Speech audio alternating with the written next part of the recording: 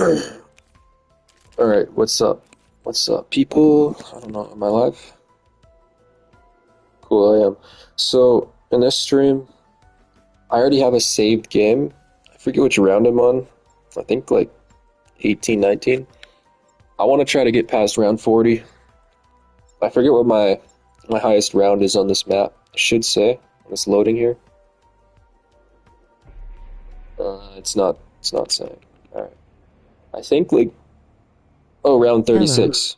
Yeah, what's up, JJ? So yeah, if I get to round 40, that'll be my highest round on this map. And you can see I'm already starting off on round, How are you, man? round 11. I already have a saved game, so I'm already starting off on round 11. I'm doing good, JJ. What about you? Just chilling, hanging out?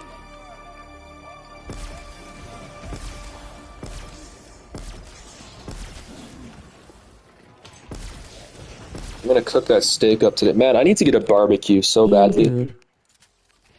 Nice. Glad to hear it.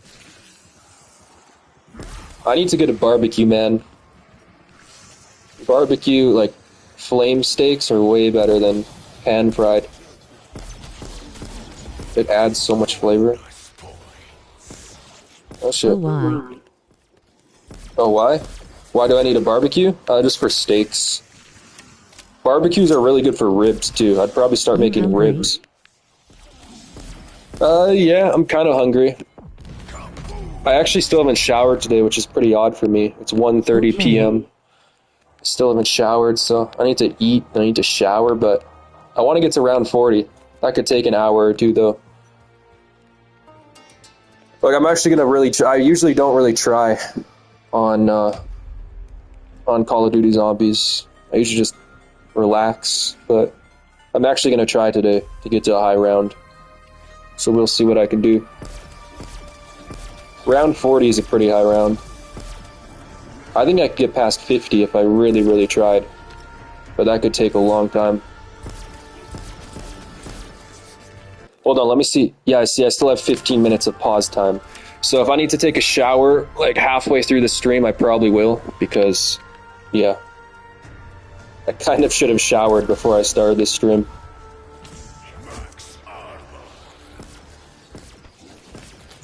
That'll give me 15 minutes to shower. Okay. Yes, sir.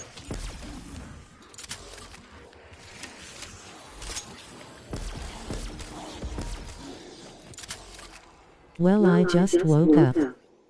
You just woke up, Sam. I woke up like an hour ago. I got a coffee right here, actually. Haven't eaten yet, but I did make myself a coffee. Oh man, you know what I'm gonna have after this stream? I'm gonna make a steak, and I'm gonna make more. Nice. I'm gonna make more of that dill and mayo sauce that I like. And oh, dill and mayo with steak. Holy shit, it's such a good combo.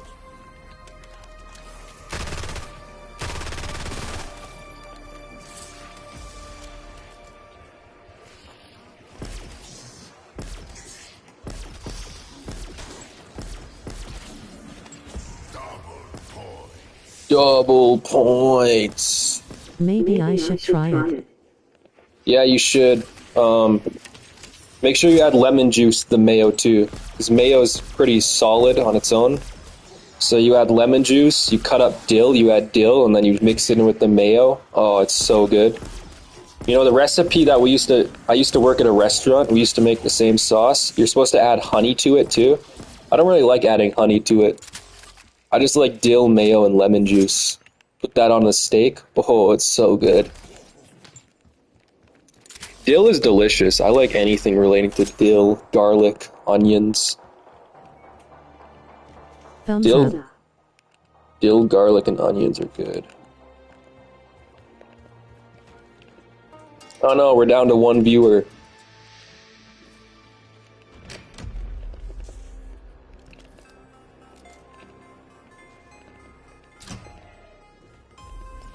Okay, so to make it to the really high rounds, like past round 40, you do need the Wonder Waffle, and I've had really bad luck getting the Wonder What other Waffle. game you play? Sup? What's up, Drunken Fish? I play a lot of games. You can see them all on my channel. I usually stream any game I play. I don't really play games without streaming them anymore.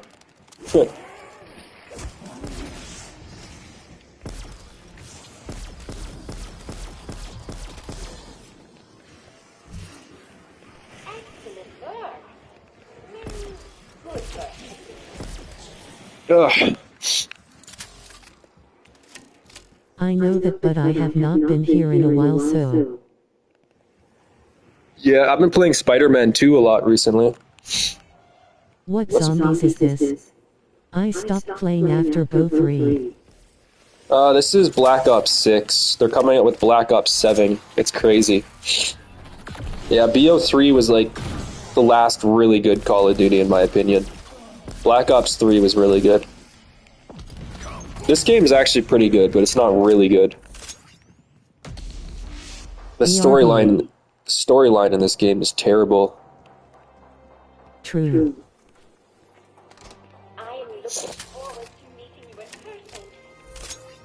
Yeah, lots of people say Black Ops 3 was the peak of Call of Duty. Black Ops 3 was really good, but I think the peak of Call of Duty was Black Ops 1. I think that was the peak.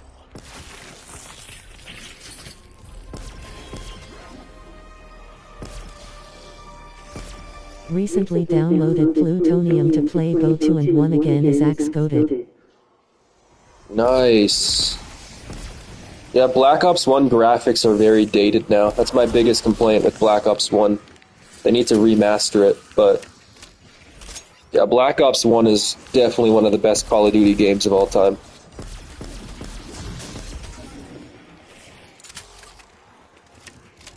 Like, the zombies in Black Ops 1 is really good, the multiplayer is good, and the storyline's good. You can't ask for much more in a Call of Duty.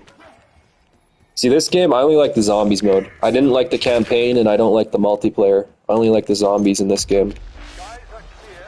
But I have almost 500 hours in this game, so it'd be hypocritical for me to say that this is a shitty game. Because I got 500 fucking hours in it.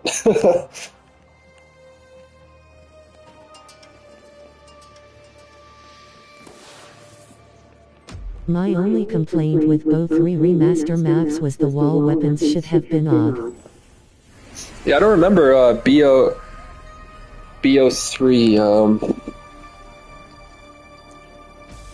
Yeah, they didn't have the OG weapons, right? They had futuristic weapons, kind of. I don't really remember. It's been a while since I played BO3. My biggest complaint is I don't think they've ever released another game that has remastered the map Buried from Black Ops 2. I think Black Ops 2 Zombies map Buried is my second favorite zombie map of all time. Kino is my favorite. Kino will always be the best zombie map in my opinion. But Buried, oh, it's such a good zombies map, but I haven't played it in so long because I think it's only on Black Ops 2. I don't think they ever remastered the map Buried. It's such a good zombies map. I love that map. Nuketown Zombies is pretty good too, but I don't know.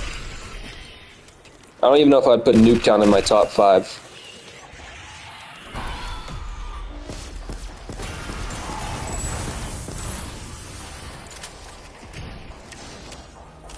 Okay, I should hit the box. I really need to get the Wonder Waffle, guys, or else we're not making it past round 40. And that's kind of the goal of this stream. You know what's really stupid? I was playing Buried yesterday, still remember the roots 10 years later, lol. Hell yeah, I haven't played that. I haven't played it in a long time, man. I would love to play Buried again. Definitely one of my favorite zombies maps. Such a good map. You know what's really stupid about this game, though, man? Is the Ray K in this game? The Ray K? What's that? I don't remember the Ray K. I don't really know all the gun names. But you know what's really stupid about this game, man? If you never played the newer Call of Duties, like this is Black Ops 6, like I said. I'm playing solo zombies right now. Did you know you need an online subscription just to play solo zombies? Like if you play on PC, you don't have to worry about it because online is free. But if you're on Xbox or PS5, holy shit. Bro, you need to pay for the online subscription just to play solo zombies. It's such a piss off. You fucking kidding me? That's so dumb. Yeah, I know, man. It's so annoying.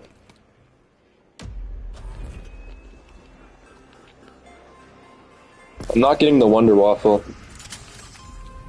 And they still, none of the maps in this game, every map has a different Wonder Weapon, but they still haven't added the Thunder Gun. What was the Wonder Weapon on Buried again? I forget. I know. Moved away from PlayStation, feel like it fell off. Oh, you're Xbox now? I don't like Xbox. I feel like Xbox fell off. They're still stuck on the Xbox One controller. I didn't really like the Xbox One controller. I know a lot of people did. The Paralyzer. Oh yeah, that's the one that turns into like double guns, right? I'm pretty sure you can make it a single weapon, but it also turns into a double gun, right? That was a pretty cool weapon.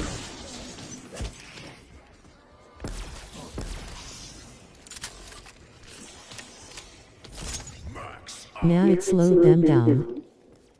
Oh, I don't know. I think I remember which one you're talking about, but I'm not too sure.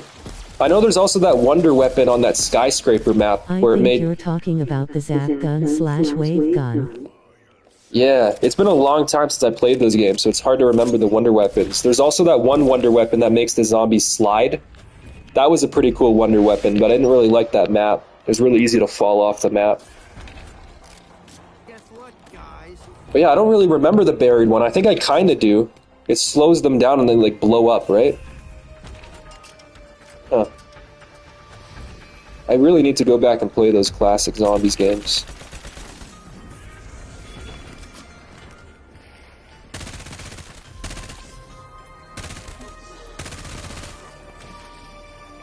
I'm also really glad I had parents that like weren't strict with violent games. The amount of times I fell off during the Easter egg was emotional. What, on that skyscraper map? Yeah. I think my favorite thing about Buried when I was a kid was there was a lot of out of bounds glitches. Because back then I wasn't very good at zombies, so to get the high rounds I would need to do those out of bound glitches where the zombies couldn't touch you. It's so funny thinking back on that now because I can get to higher rounds without doing glitches because when you're in those glitches you run out of ammo and shit. But back then when I was a kid, the only way I could get to the high rounds was to do the glitches. And then at a certain round you would just run out of ammo and you would have to leave it and you would die. I don't know at what point I got good at zombies. Just at some point in my life I started to get good at zombies. And now I'm kind of like too good at zombies when I play public matches. I'm always the last one to be in the match because everybody just dies and then they leave. It's really annoying because Black Ops 6 Zombies is way easier than the older Zombies games. This game is really easy. Like, as you can see, I'm taking a lot of hits. I'm pretty sure with Juggernog in the old Zombies games, you could only take like 3 or 4 hits. And that's what Juggernog. Without Juggernog, you could only take like 2 hits. So this game is a lot easier than the older games, but people still struggle to get the high rounds. It's funny. Kids these days, they have no idea how hard we had it back then.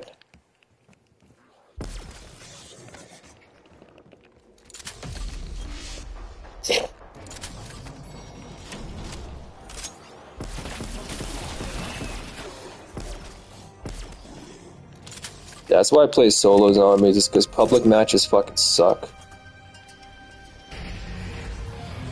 2-hit down build character. Yeah, that's without Juggernog in the old games. In these games, you have armor, and you could take 3 hits even without armor. With armor, you can take like 5 hits without going down. That's without Juggernog. I have Juggernog right now, and I could probably take about like 8 or 9 hits before going down. This game's way easier than the OGs. The OG Zombies is so much harder than these ones.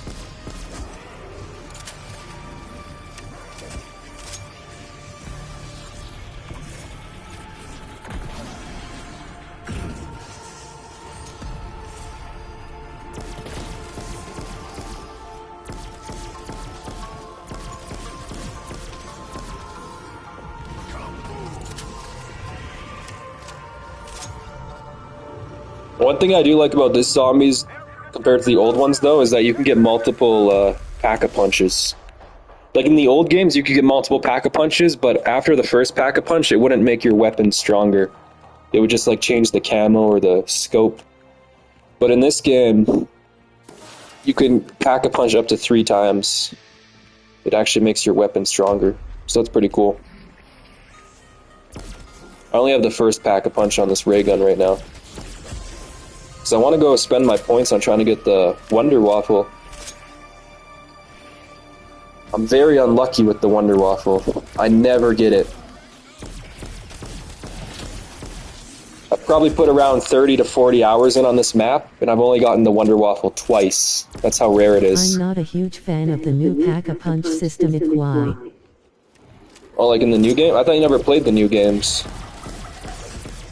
Yeah, I like the new pack-a-punch system, but it was really cool in Black Ops 1 Zombies. How every time you pack-a-punched it, you got a different scope. See, in this game, you just customize your scope from the main menu. It's kind of lame, but yeah.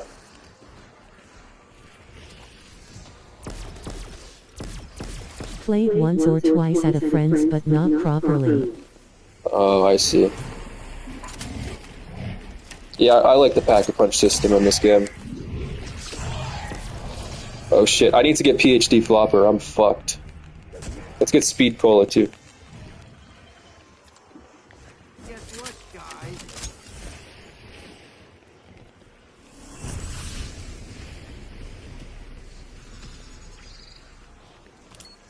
I was totally acting. You need a little revive.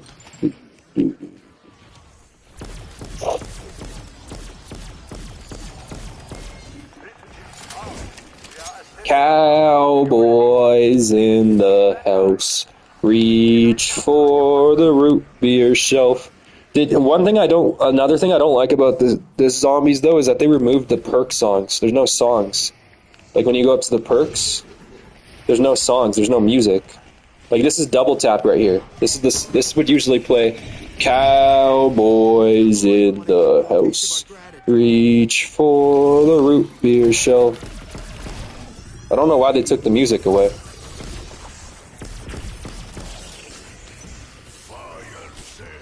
Oh, we got fire sale, but too many zombies to utilize it.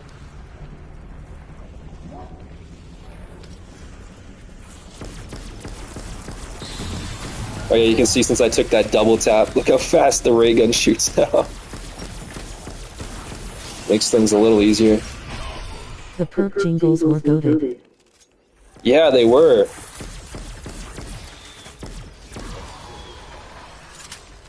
Alright, we got a crawler here. Let's try to save those guys.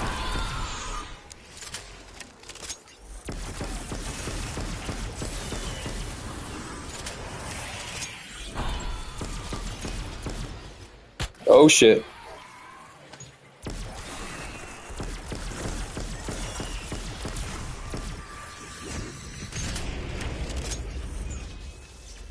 Did he just kill the crawler? Oh, that motherfucker exploded and killed the crawler. Guess what, guys? Oh, damn it.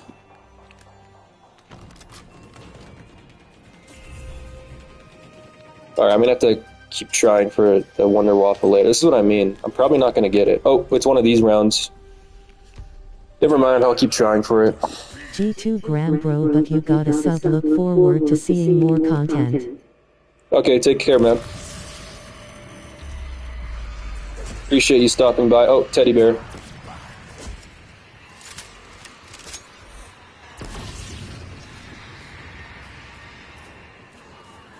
I'm back. Hello, JJ. In the MBRB again. You're trolling, bro. Stop trolling me.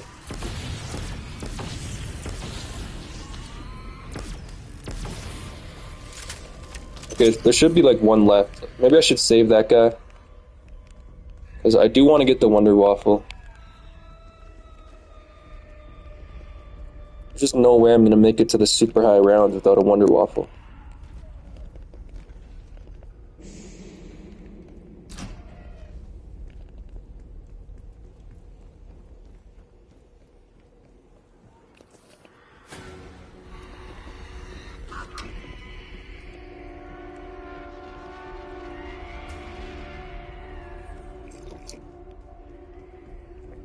Oh, I still got this elastic band around my wrist. I forgot about that.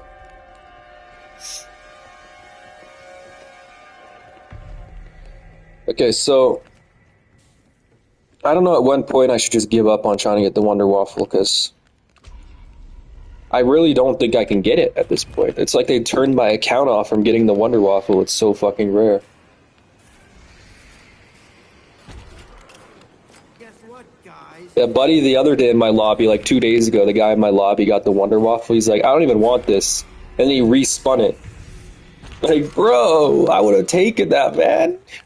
I haven't had the Wonder Waffle in so fucking long. Some people don't like the Wonder Waffle. I used to be like that too. If you know how to use the Wonder Waffle, it's really good for the high rounds. But if you don't know how to use it, the Wonder Waffle kind of sucks. It takes a little bit of skill to use it. Oh, shit.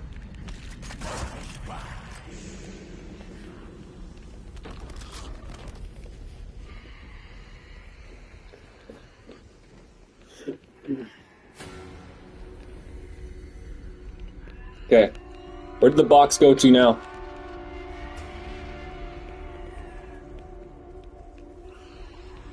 Where's the mystery box? Oh, it's up here.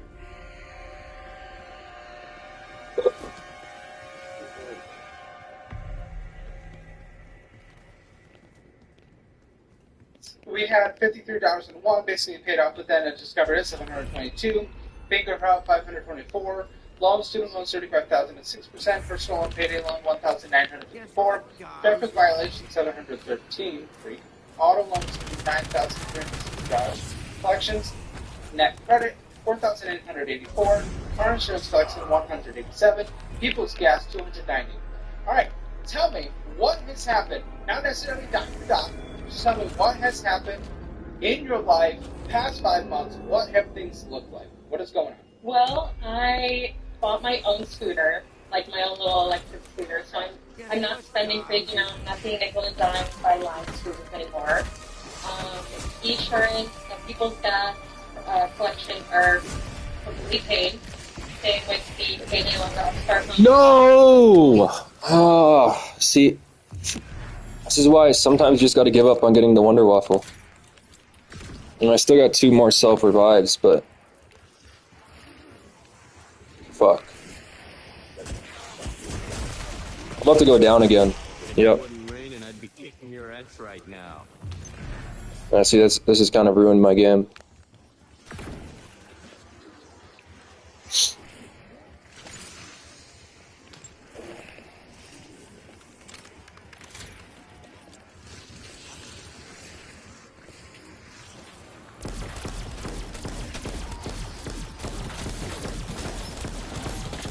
I can still make it to round 40, but I need the Wonder Waffle.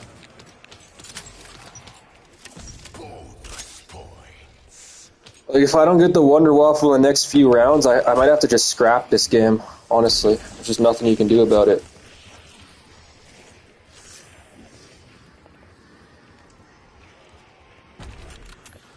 It all comes down to luck in the box. And I'm not getting very lucky.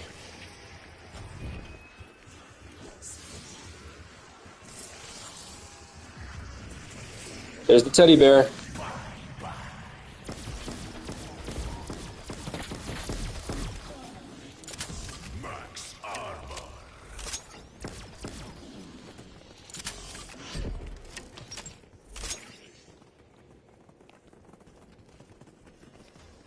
Okay, I don't know.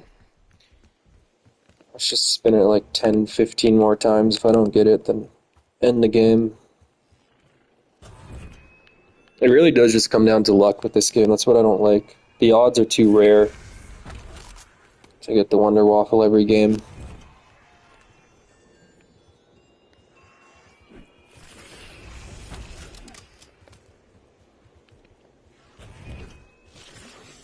Are you seeing this?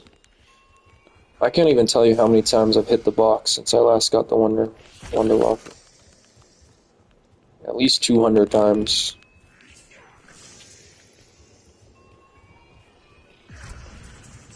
Huh. Wait, I got the teddy bear after just, what, 3 guns? Holy fuck. I'm getting really unlucky this game. Damn, I might have to restart. I don't want to restart because then I'm going to have to spend 2-3 hours getting to round 40. But at this point, this game's kind of just scrapped. There's no recovery. If I get the Wonder Waffle, I could save this game, but I don't think I'm going to get it.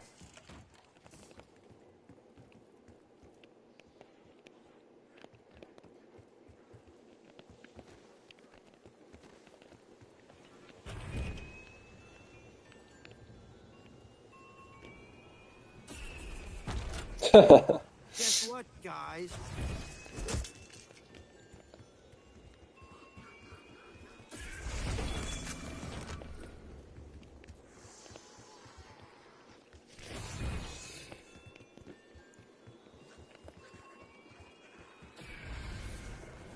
Wow. Guess what, guys? I mean, this gun's pretty cool, but not for the high rounds.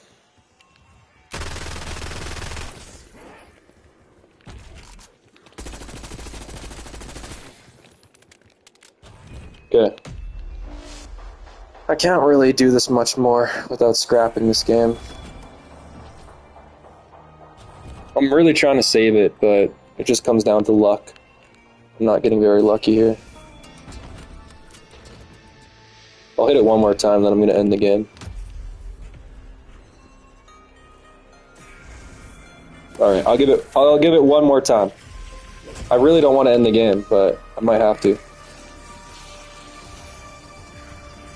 Alright, yeah, fuck you. Fuck you!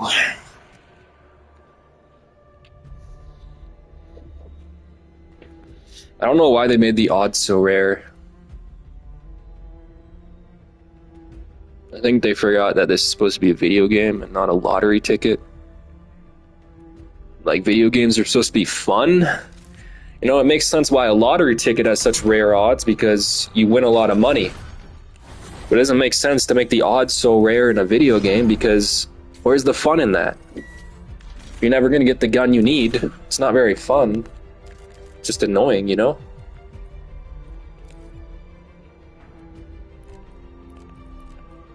Okay, I gotta try again.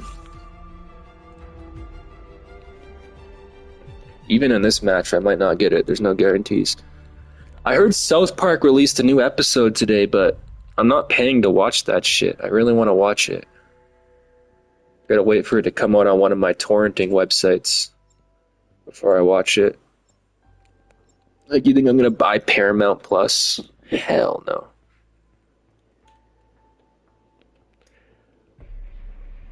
Yeah, I can't find it anywhere.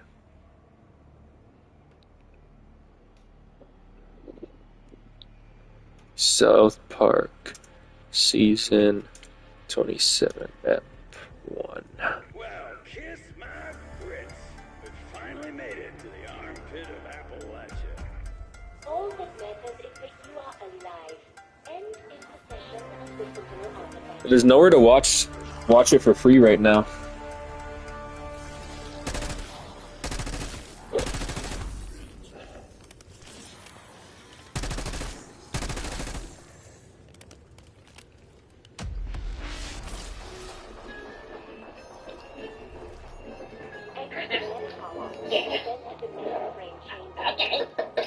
Mr. President, sir, the Prime Minister of Canada is here to see you. Mr. President, why are you placing this new tariff on Canada? What are you, some kind of dictator from the Middle East? A dictator from the Middle East? The people of Canada will completely value my debt. You don't want me to bond you like I did Iraq. I thought you could bond Iran.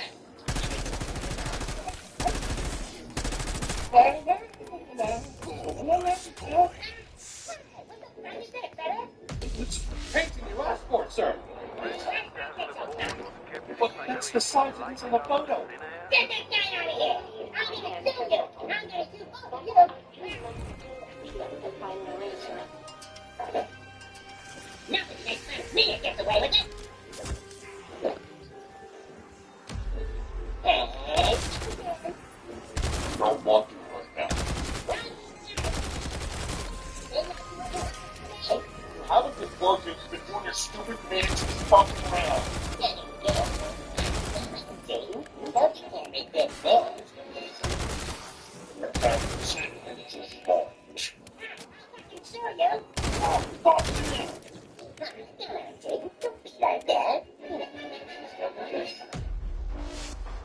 Wow, do they really?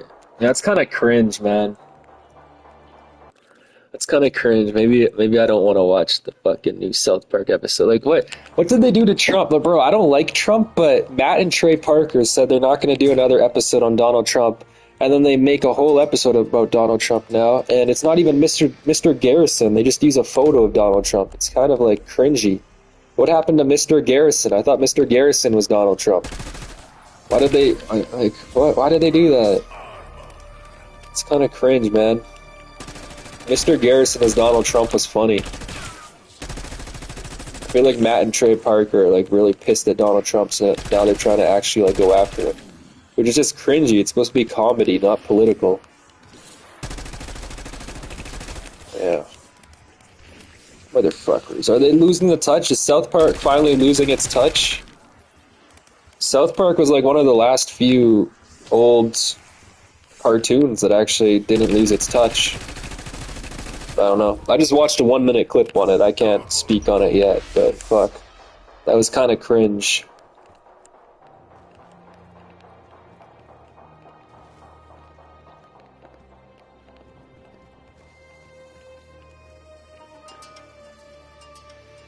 So, South Park's first regular episode in over 2 years has finally aired. My God, dude, I sat stunned for a good 30 minutes after that thing finished. Season 27's premiere, Sermon on the Mount, is, without question, the most insane thing South Park has ever done in their entire run, and I do not think that's hyperbole. On the heels of Trump suing CBS/Paramount, Colbert getting canceled for criticizing their settlement/bribe, and Matt and Trey signing a historically massive contract with Paramount, they're basically daring the President of the United States to sue them. South Park is so back, dude. Let's get to it. And hey, if you like this breakdown, not only am I going to cover every episode of the new season, assuming there is a new season, but I have a ton of South Park episode, character, and lore breakdowns across the channel, so consider subscribing. Thanks. Okay, so besides all of the Trump/Paramount stuff, which is clearly the headline of the episode, this thing also has a ton of metatextual commentary about South Park's place in our current culture. It's referencing back to major aspects of South Park history, and is basically cleaning up lore so that they can keep Mr. Garrison in South Park. So before we dive into the genuine insanity of the diabolical maneuvers that Matt and Trey have made with Trump and Paramount, let's talk about the other aspects of the episode. A large chunk of the story focuses on Cartman lamenting the fact that woke culture has seemed to have severely diminished or died off since the last election, which is a very funny subversion of what you'd expect from Cartman, but it also highlights a very funny aspect of Cartman's character. He isn't just an awful little shithead, he's also incredibly selfish and self-aggrandizing about this fact. He likes being the awful little contrarian bigot because it makes him feel special and different from everyone else. Genuinely so funny upset about NPR's funding just because he thought listening to that brand of liberal media was hilarious. He got a kick out of hearing liberals whine. It's very Cartman. But this entire aspect of the episode is obviously saying just as much about the state of South Park as it is Cartman. South Park satire is often built around Cartman representing a lot of the most hateful, egregious things out there. But when a lot of those ideas that felt extreme have become more accepted and mainstream, how can you satirize those viewpoints in the same way? Maybe you aren't on Twitter, and it's not good for you, but let me tell you, the last couple of years, there has been a huge rise in incredibly hateful people showcasing clips of Cartman's ignorant viewpoints as though the show is actually supporting those viewpoints. Commenting something stupid like, South Park is so based with this bro, when in reality, the context is often that Cartman is taking things to a completely unacceptable extreme. Cartman is typically the butt of the joke, almost never portrayed as being in the right. So this entire storyline isn't just Cartman questioning his place in culture, but Matt and Trey questioning how South Park fits in when their brand of satire is increasingly blending in with the real shit we're seeing in the world. Why does Cartman need to exist when the world is full of Cartmans? God, Cartman walking around the town sadly with the woke is dead shirt is on, it's too funny. think there's actually even more metatextual commentary with this entire subplot with Butters here, but we'll get to that later. The one person Cartman counted on to keep woke alive was, of course, PC Principal, and this was another small subplot that I really enjoyed. PC Principal is revealed to have changed his name to Power Christian Principal, PC Principal for short. He is just a full-on, born-again Christian, and his aggressive frat bro attitude should have moved with the Lord now, which is shockingly just as funny. I found this really interesting from both a commentary and character perspective. It's kind of rad that we've had this going on for so long now that we have this character change be a shocking status quo shift. When he initially started as this bigger fun character, like Principal introducing Jesus is not funny without the context of 8 seasons of regular. God, it's kind of crazy to seasons already. But commentary-wise, I feel like this is sort of ripping on the kinds of people that are sort of kind of smaller than beliefs that hold them down. Like, PC Principal could not have been a more aggressive warrior of woke. And yet, here he has completely given up and is now eradicating the lines between church and state to inject Christian values into the classroom. Obviously, it's a very extreme example of the pendulum swing, but maybe PC Principal will sort of be the embodiment of the cultural moment in the show. That might be a fun way to shake things up with him, as long as he's always an aggressive frat bro. Bringing Jesus back to South Park is also, on another metatextual level, representative of the show going back to its roots. Jesus used to be a huge character. He just lived in South Park until he died in Iraq, and the show has often sort of examined itself within each cultural moment of existence. Season 19 where South Park was really looking at all of the remnants of what the show used to be and how they exist within increasingly PC culture. And we got some truly great episodes navigating older characters and newer narratives. Now with this bit of a pendulum swing back, it seems like they're sort of saying, okay, we're going to regress a little too. We'll bring back Jesus. We're going to have some side characters say very egregious things because people are saying more egregious. And the people in South Park are actually weirdly united in this episode, which I would say is pretty since the show often highlights cultural conflict. Randy is pretty upset that Jesus is just hanging out at South Park Elementary. I also love that the extent of Jesus being in school was mostly just him standing there with people talking about it. But the entire town is pretty upset that the new president has ushered in these changes, which also leads to a lot of characters really second-guessing their own place in all of this. If you've been following the show for a while, you'll know that they sort of lost Garrison in the role of their Trump surrogate for his first term, and that they've been pretty clear about not really wanting to President Garrison, which are great. 26 episodes all about it, and I knew they'd do something to keep Garrison, but I kind of expected that they would just ignore all of it. Keep Garrison in town and not really address the current administration. In fact, last year they claimed that they were so sick of covering Trump that one of the reasons they skipped out on the election was to avoid covering him and the election in general. They were very clear about this, so that was a lie. Okay, so I don't actually think this is a full-on lie. I do think they're sick of it, but obviously they went crazier than they ever have with the Trump stuff in this episode, which is saying a lot. And I think there's a very clear reason for that. A clear reason why they feel their hand may have been forced a little bit, and it definitely has to do with this whole Paramount debacle. For one, let's talk about the fact that Trump is Saddam Hussein, just portraying the exact same way down to the relationship with Satan. Now, I think this is once again an example of the show sort of going back to its roots. Saddam was the main antagonist of the South Park movie. He was a huge part of the show back in the day. And here they have gone with that old school method, using real photos of Saddam and giving them the flappy head treatment. Something we really haven't seen from them in years. But there is a clear reason why Matt and Trey went sporting curve on Trump in this episode. The episode not only likens Trump directly to Saddam Hussein through their own show's history, and puts it in bed but it portrays him as an unstable threatens to smooth everybody. They didn't even need to bring up this. I mean, they did, but it seemed like kind of an afterthought. Even the style of humor here is more than South Park. It's much more absurd, just a complete character.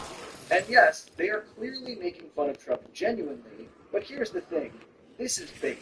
They are baiting our president into responding to a cartoon. And you know he will. Matt and Trey are basically daring Trump to sue Paramount. but the context and circumstance surrounding this move make it truly diabolical, so let me give some context. If you don't know, Paramount has been poised to merge with the company Skydance for some time. However, that process has been stifled and delayed. During the previous election cycle, Paramount-owned CBS aired a 60 minutes interview with Kamala Harris that was pretty heavily edited. If you know anything about interviews, especially television interviews, they're edited, all of them.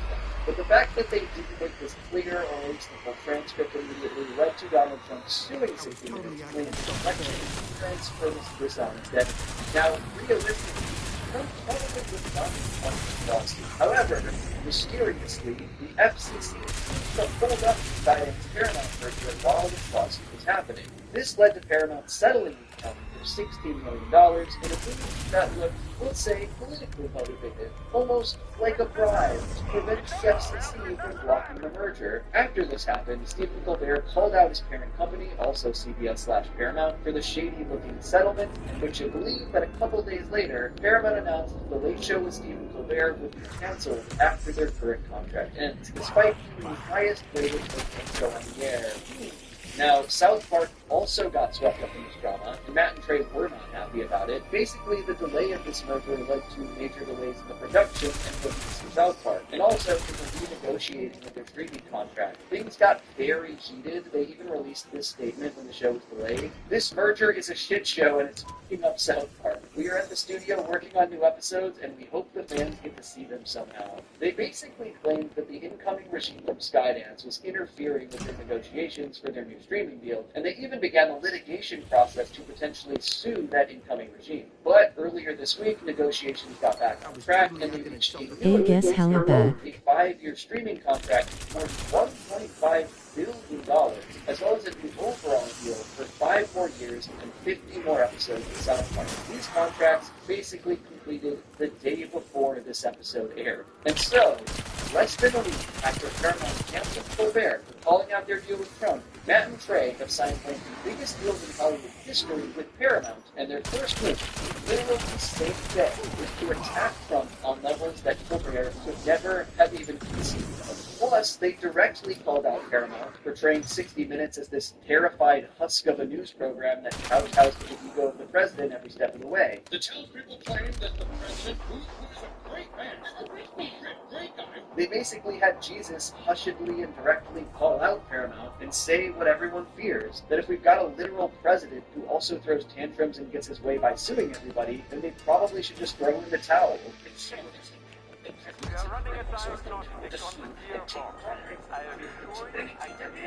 Jesus directly says that if they don't stop this, South Park is probably over. So by airing this episode, the day after signing billions of dollars worth of contracts, they basically maneuvered Paramount into the crosshairs, fully expecting Trump to retaliate. This is, without question, the most insane thing South Park has ever done. It's one of the most insane things that has ever happened in television history, especially given the end of this episode, which features a full-on Donald Trump deepfake wandering the desert naked, ending with him exposing himself. I had no words at the end of this episode. They basically said, what is the furthest we can go to ensure that Trump will respond to this? And then they just did it. I don't even understand how this made it on the air. I am shocked that Paramount let this air. But Matt and Trey basically put every protection in place they could to make this a huge battle if it's going to go down. They made sure that those contracts got signed before the new episode dropped. They made sure there was no easy way for Paramount to just drop them if and when Trump goes on the attack.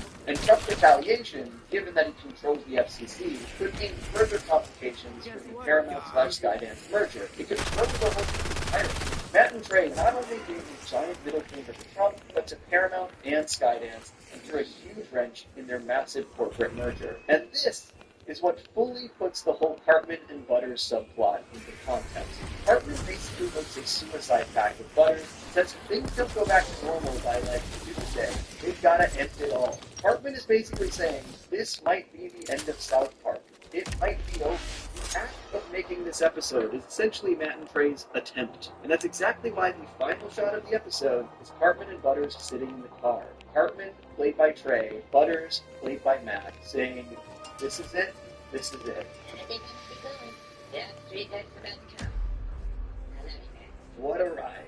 Now, obviously, there's a lot more to talk about and speculate about for the coming season, but that is, of course, only if there is a season actually coming now. It's clear that Matt and Trey are at least operating under the impression that it's possible that this is the end. There's really no other real explanation for that final line, and honestly, if that's the case, what a way to go out, right? Like, what if we are living in a world where this was the final South Park episode? Matt and Trey have long said that they expect the only way for South Park to end is for it to be forced off the air, and this is absolutely the furthest they've gone at the Tetro doing.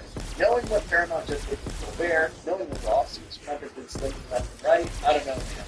This could get crazy.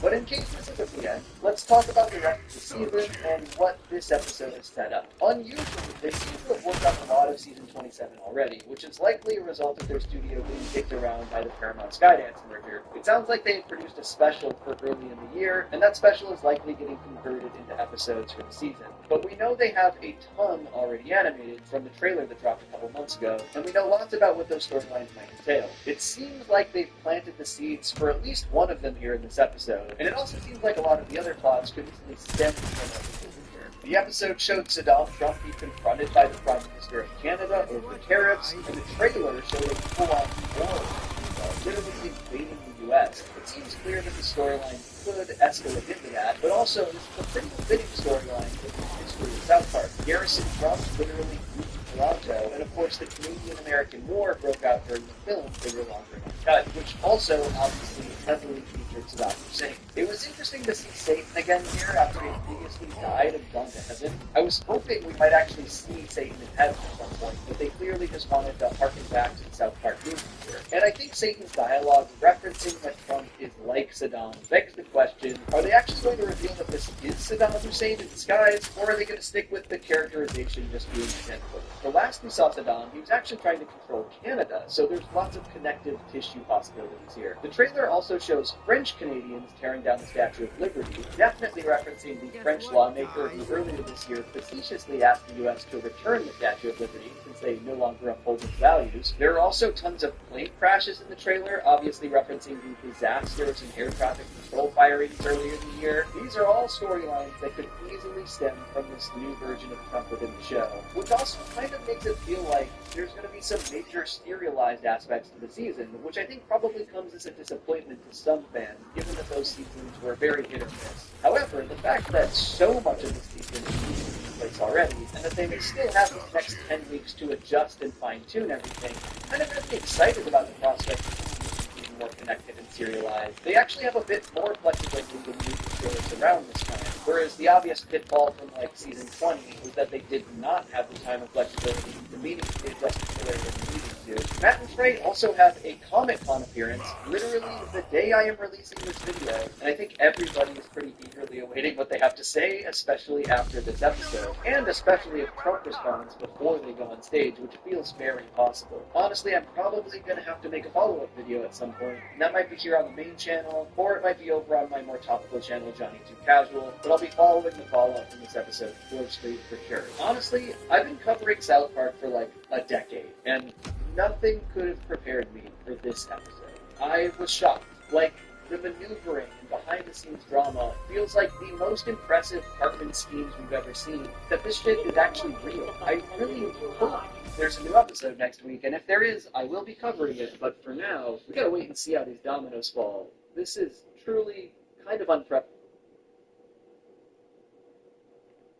Our president is far more implicated in the Epstein files than we previously thought. This is according to a Wall Street Journal article. The Justice Department told Trump in May that his name is among many in the Epstein files. A lot of people are going to think, oh, that's old news. We knew he was in the flight logs. We knew he was in these phone records. But that's not what we're talking about. Those were already public. Jeffrey's Black Book, that was already out there. This is a new review of documents that we're talking about. We're going to go through all of it. And we're going to start with Trump actually being asked directly if he was told by his attorney general whether he was mentioned in the Epstein files, and he said, no.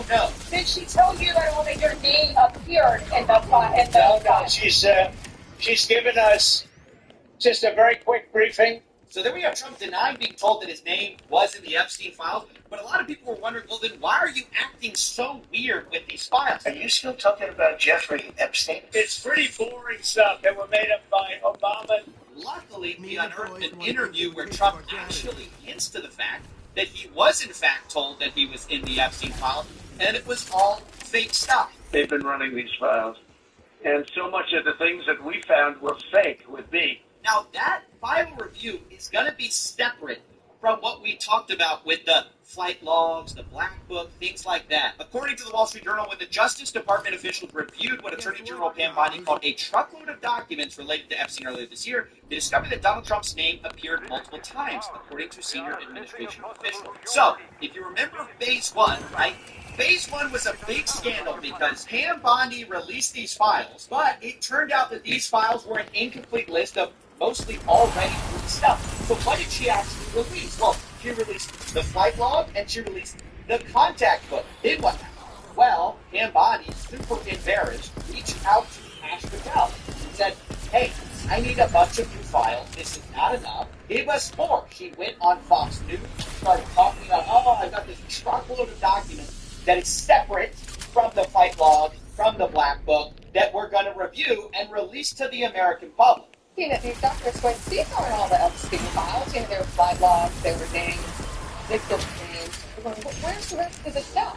So based on that, I gave them the deadline, Friday at 8, a truckload of evidence arrived. Will everything else be made public? It's always about protecting the victim. But you know what?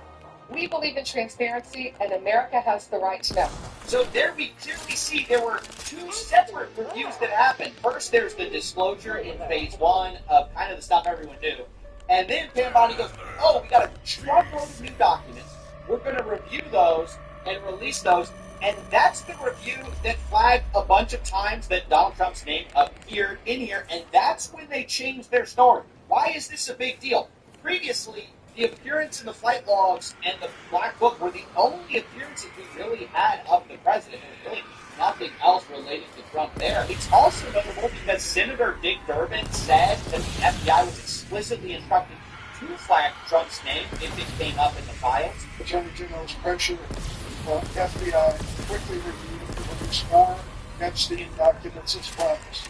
These officials were told to, quote, flag any records in which President Trump is mentioned. Right. They had a new review where thousands of FBI agents combed through these things, flagged the president's name anywhere it appeared in this truckload of new documents.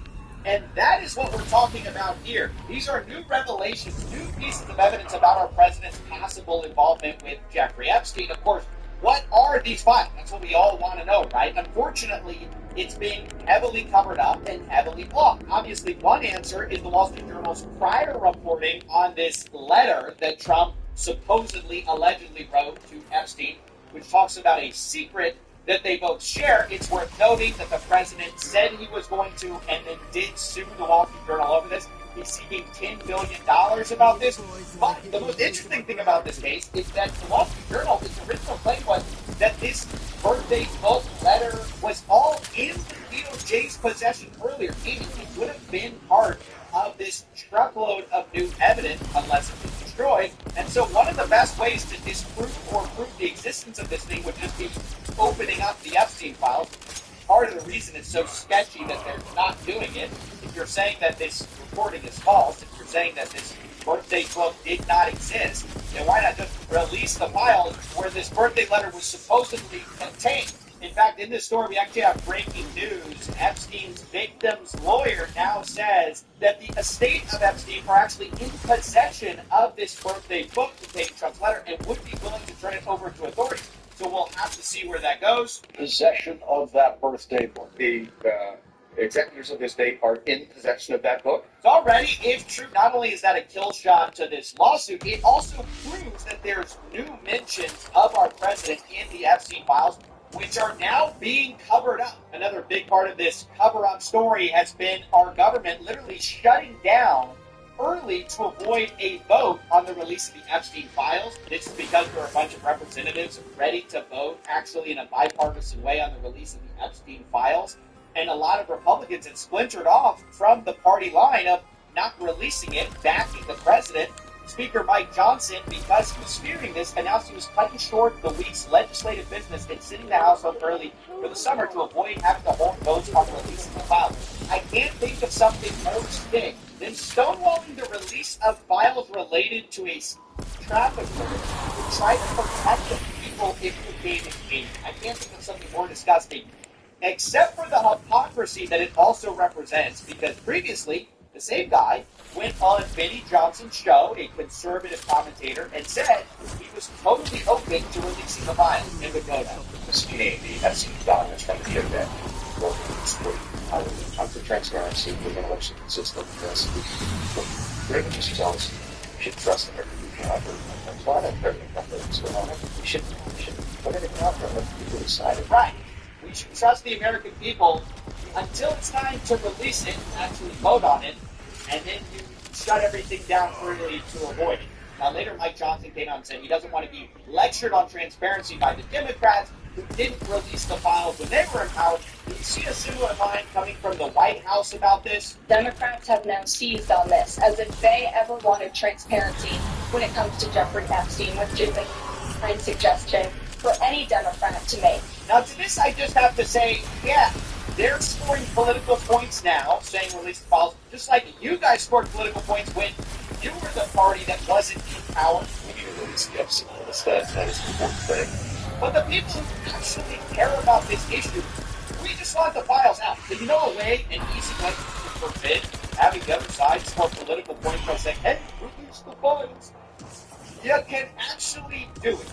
Instead, we have a bunch of performative stuff like this from AG Pam Bondi and the president, where right after the reporting on the birthday letter about Trump and Epstein's supposed secret, all of a sudden, like a snap, Pam Bondi comes out and goes, oh, we gotta unseal the grand jury transcripts, despite knowing that there's almost zero chance of that happening. And of course, today we find out that they have literally no grounds to do it. It's like not something for to do for a public interest. In fact, the irony of that whole stunt to pretend to be transparent was that the Epstein survivors, which supposedly these people care about so much, were not told, they were not informed that this grand jury information was going to be unsealed. So ironically, despite saying that they want to protect the survivors of Epstein, what they really want to protect are the third parties implicated in all of this. Why they won't release the Epstein files they could release right now, which is all in their possession, these thousands of documents that they have. In fact, the attempts to distract from the real issue of the Epstein files not being released, the cover-up that's clearly happening,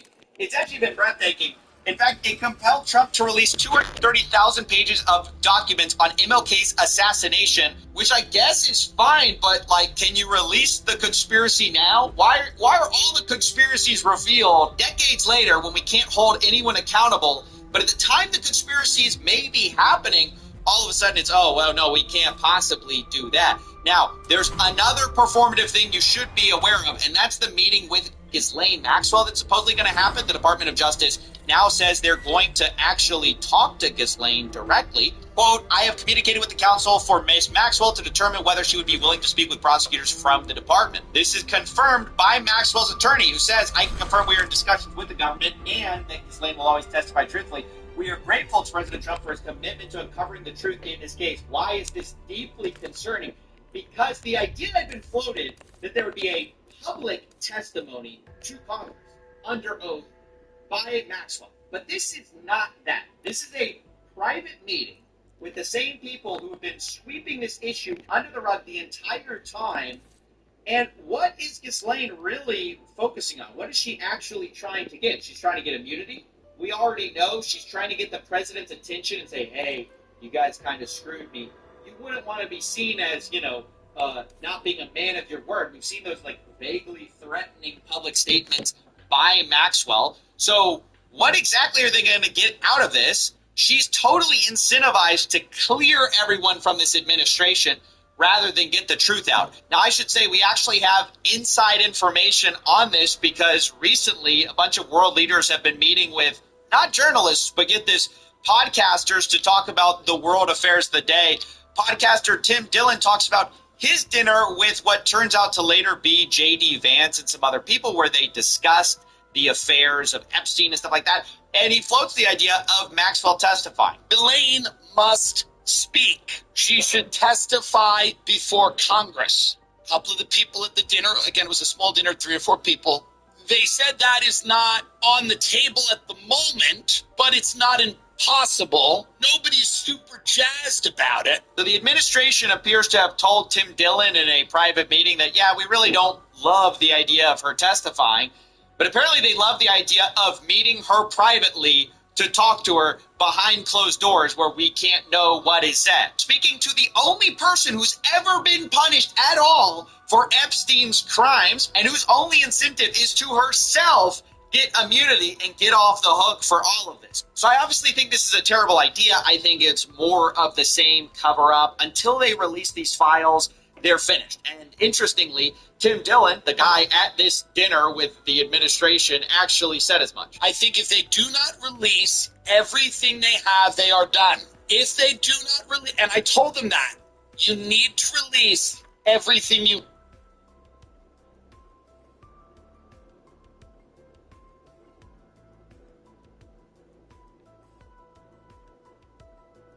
TMZ is reporting wrestling legend Hulk Hogan has died at 71 years old. Correspondent Jeff Paul is live with more on this, Jeff. Yeah, Harrison, again, a TMZ Sports reporting wrestling legend Hulk Hogan has died at the age of 71 years old. This coming through just a few minutes ago about the death of this wrestling legend that really transcended the sport, really put WWF, eventually WWE on the map. Now, medics were reportedly dispatched to Hulk Hogan's Clearwater home early Thursday morning, with operators reportedly stating that he was in cardiac arrest. TMZ also reporting that a slew of police cars and EMTs were parked outside of Hogan's home. And the icon, as they put it, was carried on a stretcher and into an ambulance. Just a few weeks ago, Hogan's wife, according to TMZ, denied rumors that he was in a coma, stating that his heart was strong as he recovered from some surgeries. But certainly there have been some rumors about his declining health in recent weeks. He was born Terry Jean Bollea in Augusta, Georgia. And again, it's really hard to put to words what he meant to sports, to celebrity, his signature blonde hair, his ripping of his shirt before a match. Truly one of the legends of the sports world and of the wrestling world. And we'll wait to hear more confirmation. But right now, again, TMZ reporting that Hulk Hogan has passed away at the age of 71. Jeff Paul, thank you for getting us at least a little bit more information about this. Not just a wrestling legend, but also in entertainment, and even as of late, politics. Let's bring in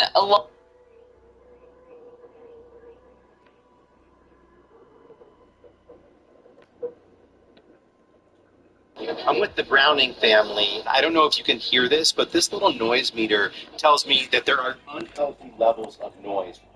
Something strange is happening in this small town 70 miles outside of Dallas, Texas. An invisible force is creeping through the community, ruining residents' lives. They just moved in on top of us. I have a constant headache right in the back of my head or either over my eye. I've been in the hospital 2 or 3 times. Every family here is sick. Somebody has to die to get somebody's attention. See the impact on their lives. There's just nothing I can do. The cause is just a few hundred feet from the house owned by the Brownings, a massive Bitcoin mine. I'm in Granbury, Texas, the site of a Bitcoin mining facility operated by Marathon Digital Holdings. Hundreds of metal boxes contain tens of thousands of computers running 24 hours a day, consuming around 300 megawatts of electricity needed to mine for Bitcoin, the world's largest cryptocurrency. That's comparable to that of a city the size of Austin, with nearly 500,000 households. Bitcoin mines like this are part of an industry projected to reach $2.25 billion in size in 2025. And much of the industry is located here in Texas, where cheap energy, lax rules and regulations, and politicians at the state and federal level who are all in on crypto. Unleash crypto. Come to Texas. Texas is the oasis. Texas Governor Greg Abbott appears to be pushing for our state to become more involved with cryptocurrency, saying, quote, Texas is already the home of crypto mining. This session, Texas should become the crypto capital, end quote. We're promoting it, we are advancing it, and we want to create a framework that will allow all of that to excel here. We came to Texas to find out what happens when a state becomes the center of the Bitcoin universe. Who's winning and who's losing? What's the cost of cryptocurrency?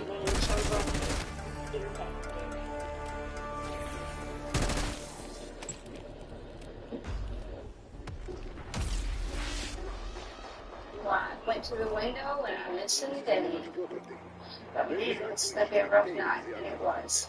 So, it'd be a long day for me.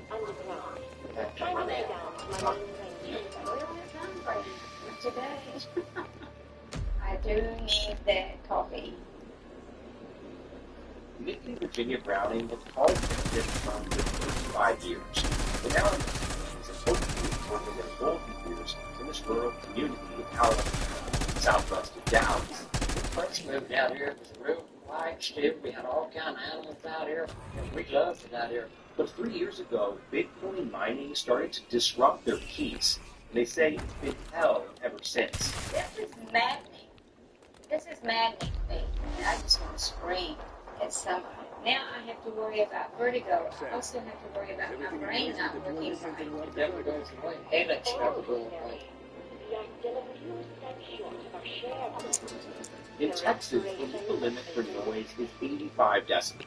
Researchers have found that prolonged exposure can impact hearing and cardiovascular health, increase blood pressure, heart rate, other potential risks include headache, dizziness, and psychological effects. 85 decibels is considered the best noise inside of a plant. That would mean that you would have weapon protection on. Many of their neighbors have been affected too. The Brownings told us to go see their neighbor Tom Weeks, who lives just down the road from them. So we did. Last year, July 2nd, I had pulmonary embolism and almost died. This is a video that I took one morning. I woke up, I was awakened by the sound.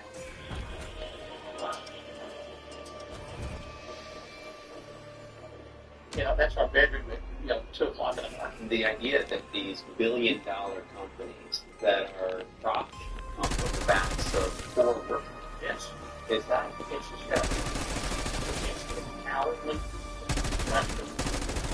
There's a certain amount of It's not like soft traffic or anything like this. It's a special load that is coming from these operations, and it is Cheryl Stratton has lived in Springfield for almost 30 years and has been leading the community's effort to organize and fight Bitcoin mining. As we're talking, you can hear quite loud, constant noise all around us. 24/7. On a scale of 1 to 10, how loud is it right now? It's about an 8. So it gets worse from this. Remember the legal limit for noise is 85 decibels? And Cheryl showed us readings from her house into the hundreds. It's inside.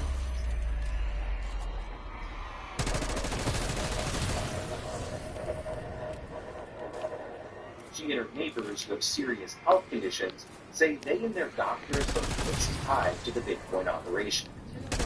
Have a hard time keeping weight on when the noise is really bad, trying to anxious and disturbed and fretful and worried, so it affects them as well. One horse died the year before last. I'll never go by. She lived her entire life and never had any illness or any problems. The mine in Granbury is owned by Marathon Digital, a Florida-based firm traded on the stock exchange.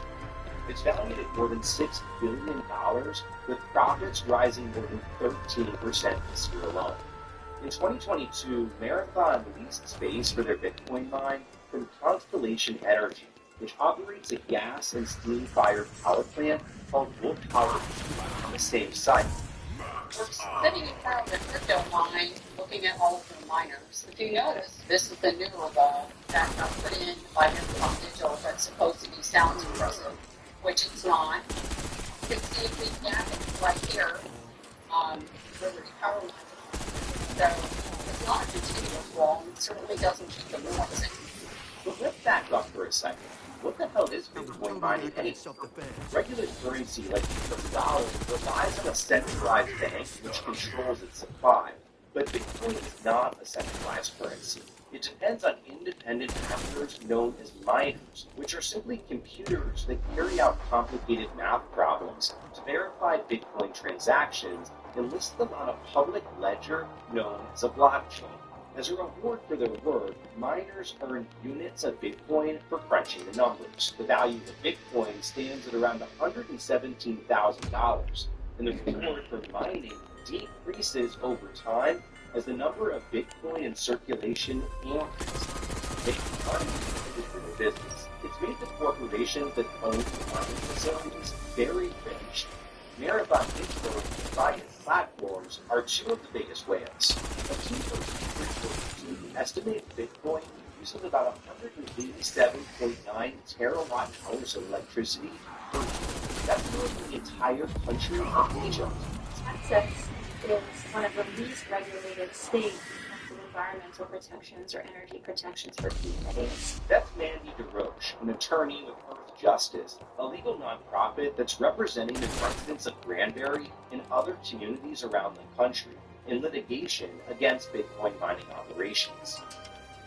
Bitcoin mining has other harms too, driving up energy costs for consumers, impacting communities' water supply, and pouring so much crypto money into politics that residents feel like no one is looking out for their interests. To explore all this, we traveled across the state to meet with people who are experiencing the impacts firsthand. First, there's the energy costs. Texas is projected to experience a surge in energy demand, potentially doubling by 2030, driven largely by crypto mining and data center technologies. They're just huge industrial complexes because as you've needed more and more powerful machines, you've needed more capital, you've needed more land, you've needed more access to energy, and only really well-capitalized corporations can do that. Every $100 million that a company extracts from the energy market is paid by me and all the other Texans. This is an earnings report that was filed with the IRS. What this tells us is that this one facility resold energy during Winter Storm Uri. So they held on to the electricity that they had. They sold it at a profit during a crisis. All right? That's price gouging. In another context, that would be illegal. And instead, you have a company that's bragging about the money that it made while people were dying in their homes. They pay significantly less for their electricity than everyday Texans. The places we visited across Texas have a few things in common. They're rural, and they've experienced a loss of industries, like the town of Rockdale, which once employed thousands of people at an aluminum smelting plant, which permanently closed in 2017. A year later, the town welcomed Bitcoin investors with open arms, with large-scale Bitcoin operations in place by 2020. We met up with Jim Gibson, Rockdale's Economic Development Director. There is the price that residents are paying for their energy. At a personal level, well, there's like two parts. There's like, okay. I mean, I'd love to have your honest opinion. Yeah, that's the one part about it all that I really personally don't care for. So that's just my opinion. That's not the opinion of the city or anybody else. The next big harm we heard from residents about is the water usage. And taking water. Teresa lives 18 miles from Corsicana, Texas, where Riot Platforms is building out what is expected to be one of the largest Bitcoin mining operations in the world. We decided, well, what better place to build a 1 gigawatt site? Teresa is concerned about Bitcoin's demand for water. Corsicana's mine is projected to use up to 1.5 million gallons of water per day. That's an eighth of the city's water supply. She took up the Navarro's lake, which she says dries up every 4 to 5 years. This is the lake that you are concerned that the Bitcoin mining companies will be drawing water from? Yes, you've got a lot of people that have moved into this area. The last thing we needed was more pressure. I know I can survive without electricity. I do know that. I can't survive without water.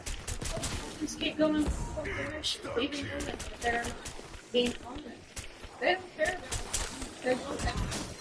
These ginormous conglomerate corporations have a real income consuming vast quantities of water, especially in Texas. Not Brother Teresa, we met Dawn Horn, a disabled Navy veteran who lives less than 10 minutes drive from the riot mine in Corsicana.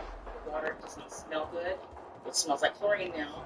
I replaced a washing machine and the water heater in the past year. Not good for me because I have to pay higher electric bills, higher water bills.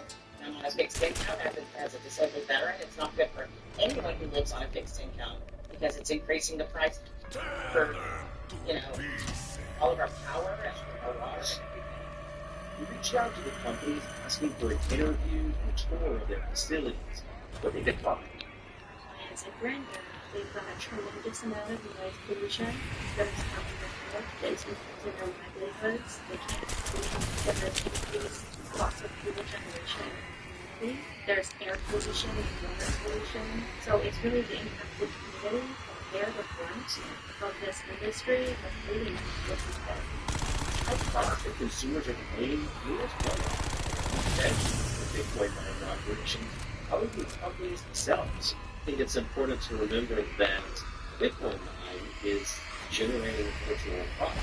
We're really seeing any actual tangible profit of that facility. We're being shown that it's the director of Public Citizens Texas office, and a public interest organization.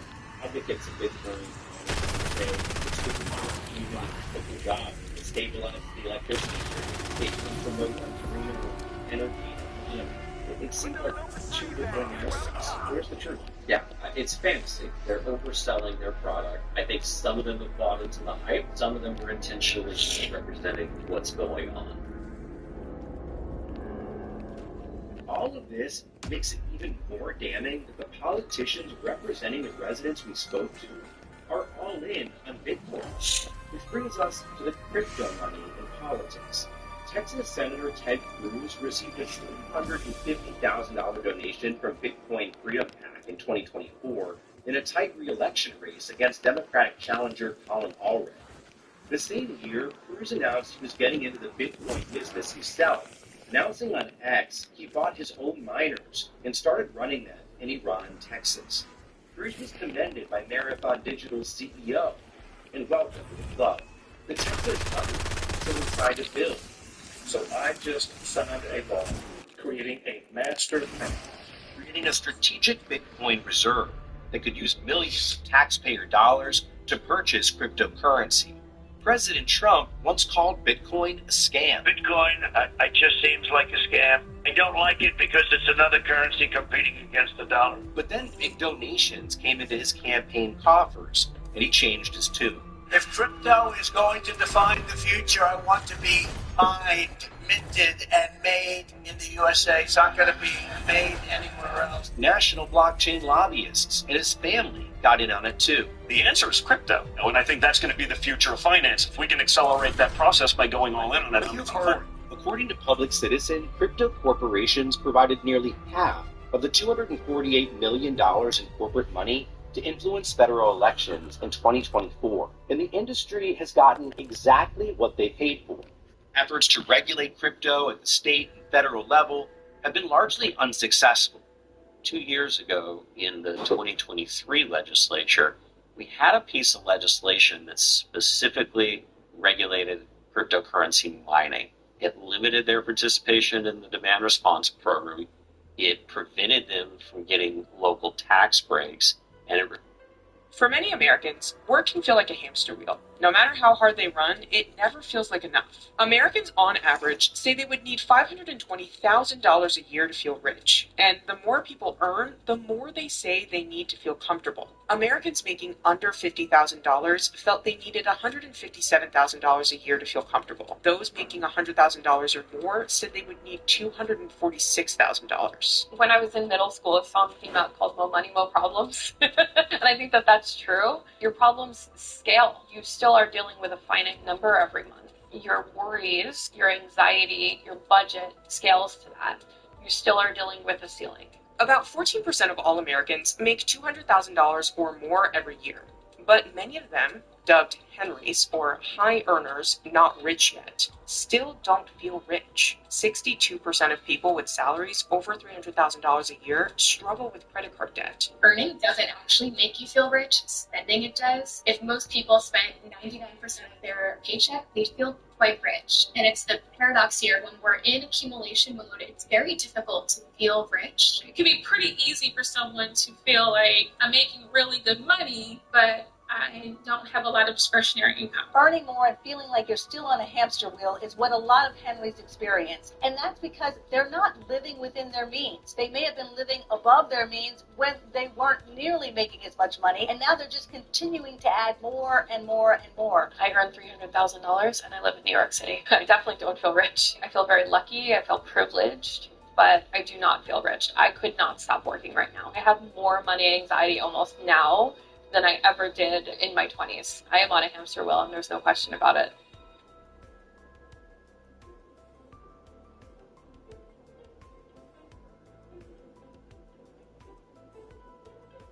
Henrys often don't feel rich compared to others. Many Henrys are cash rich and asset poor, so they're typically people under 40. They don't have childcare hours available. They're first-time home buyers in the housing market. They're paying off student loans early, hopefully, and their income usually hasn't hit a career peak, so they're very much in that not rich yet bucket, but they very well could be in the future. Oh, I 100% feel like Henry. Maria Contreras was a professional composer, band leader, and pianist who started her virtual assistant business in 2016. That year, I started to grow slowly, and I was suddenly earning more money than I had ever earned in my life. And I think the number was something like $35,000 by the end of the year. And I went, wow, this is really great. I can grow this. She then expanded into a digital marketing consulting agency during the pandemic.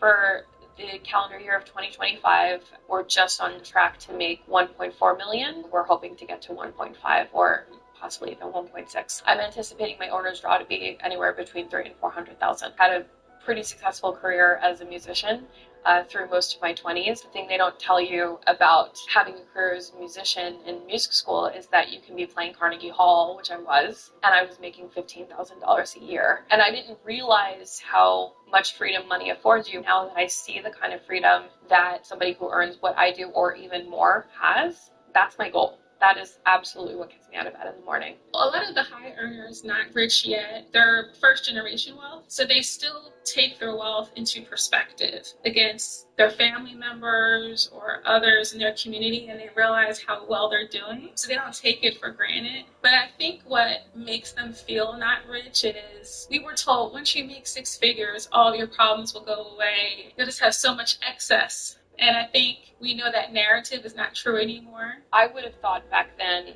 that the amount of money that I have in the bank right now, I would be rich. I would have just thought, oh yeah, she's made it, and I don't feel that way. I know that I am on a hamster wheel with my business. I actually really love the hamster wheel. I love what I do, but I also realize that I can't stop. So Henrys often don't feel rich compared to others. They work very hard for their money, but they also spend a lot more than the average person. In a lot of ways, Henrys may be victims of their zip codes. $100,000 in LA is definitely very different than $100,000 in Iowa. Someone makes $200,000 a year in LA. They're going to probably take home $140-ish rent for a one-bedroom. It's going to be at least $3,000. Their car payment's going to be $700. Car insurance is going to be maybe $200 a month. Gas is going to be $200 a month. If you were to annualize that, that's $50,000 right there. The remainder is for all the other things. We haven't eaten yet. We haven't purchased groceries. We haven't paid for subscriptions to Amazon and Netflix. We haven't gone on vacation yet. We haven't purchased clothes yet. It can whittle away your discretionary income if you're living in an area that has a high cost of living. When my business started to grow, one of the first things that I started spending more money on right away was food, because I don't have time to cook. I had more money than time, and so I started eating Grubhub 3 meals a day most days. After that, it became rent, because I hit $1 million a year in revenue, and I said, that's it, I'm moving to Manhattan. And so my rent doubled. And and I suddenly was paying $4,000 in rent. But it's very worth it to me is to live where I want to live. And I was proud that I could live here. For about a year, I would walk outside my apartment and just like look around and just be like, oh my gosh, here I am. So that was lifestyle creep for me. Lifestyle creep is the common phenomenon of spending a little more money as you earn more. It can happen to anyone at any income.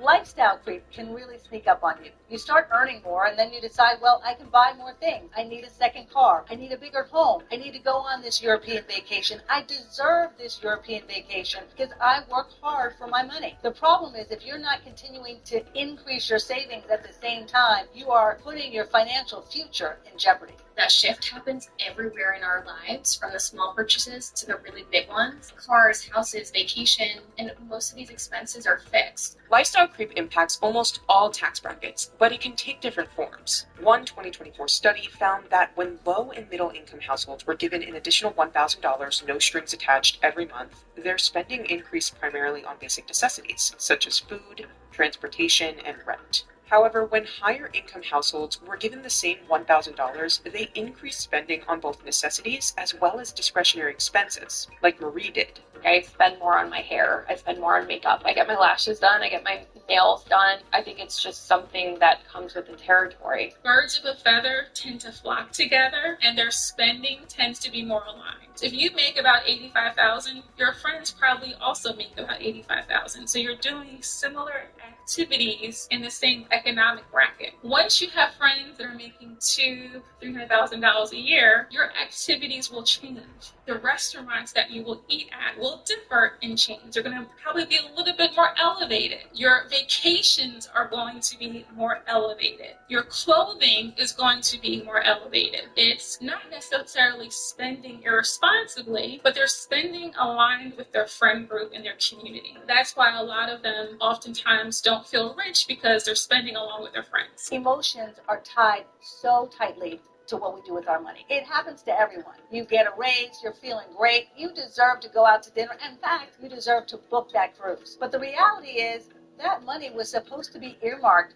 for a bump up in your retirement savings, or money that you were going to put toward your child's education, or maybe you don't have an emergency fund, or at least not an adequate one, and the money should have gone there. When we allow ourselves to let our emotions overtake what we're doing with our money, we lose sight sometimes of what our goals are and how we have planned to meet them. Henry will sometimes look to the mega millionaires or the billionaires and wish that they had more, but it's really just that upwards comparison for more that keeps them stuck. More will never be enough at a certain point, and you have to decide what you have is ultimately enough and start appreciating all that you do have instead of fixating on all that you don't. Experts say the best way for Henrys to start to feel rich and to get off the hamster wheel is by budgeting and planning for the future. You can't really figure out if you're rich yet unless you know where you stand right now and where you want to go. You need to know your net worth. Doesn't matter how much money you have. It's not just for rich people. You have a net worth. What you own minus what you owe is your net worth. Everyone has one. Yours may be negative at this point, but you have to figure how to turn that around. Once you know your net worth, then you can start to build on what are your goals. What do I want to have in terms of my retirement savings, in terms of savings for college if you have children, in terms of emergency savings in case anything happens, how secure will I be? Once you have significant emergency savings, enough to cover, say, 6 months of your expenses or more, you're going to start to feel rich. Surveys have shown that financial well-being is tied closely to emergency saving. And so if you know that you're not going to have to whip out a credit card, that you're going to be able to pay for the roof that needs to be fixed or the car that breaks down, you're going to feel rich. Wealth is often an emotional feeling. It's a mindset to feel truly secure and not to have to worry about finances at all.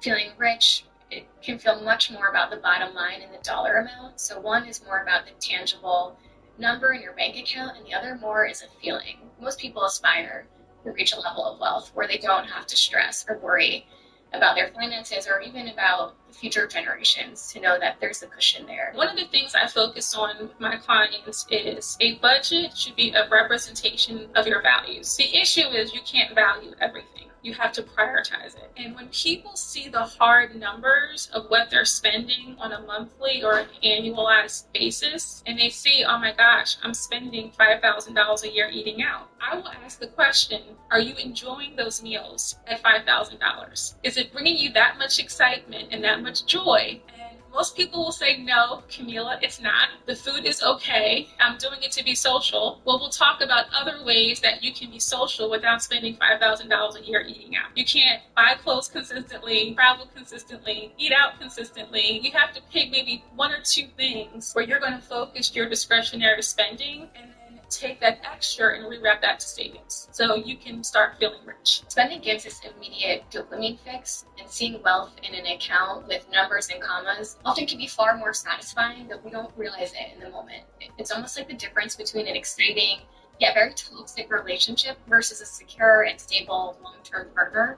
I think the feeling of safety and the feeling that you can weather this long-term financial storm is far more satisfying, and we have to train ourselves to value that safety over the quick fix of a fancy car or a shiny new watch. My advice for somebody who's on the hamster wheel is understanding the trade-off. I could get off the hamster wheel at any time, and I know that. And I know that my circumstances may change. For right now, this is the answer for me. My advice to somebody who's feeling that anxiety is understand that this is a choice. There are trade-offs. What I have learned is that I have been very burnt out and exhausted as a person who doesn't earn a lot of money, and I have been burned out and exhausted as a person who does earn a lot of money, and I would take being a person who's burned out and exhausted and has money any day of the week. I would rather do that than be burned out and tired and also worrying about my bills.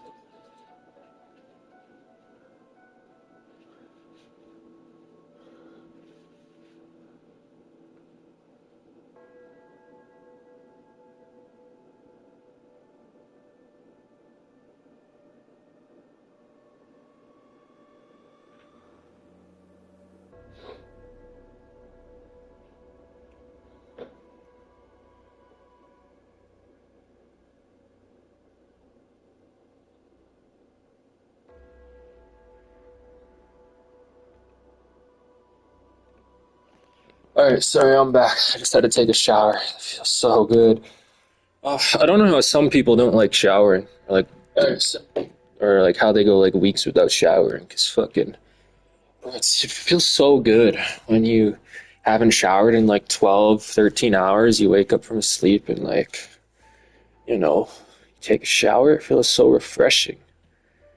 I don't know. There's no words to describe the feeling, but it feels so good. I don't know how. Like, there's so many people that don't fucking shower. And baths, I wouldn't include baths in that. Baths aren't the same. I don't feel refreshed if I take a bath or, like, get in the hot tub. Like, even if you wash your hair, it's not the same. You don't feel as clean. You're pretty much marinating in your own filth in a bathtub. I don't know.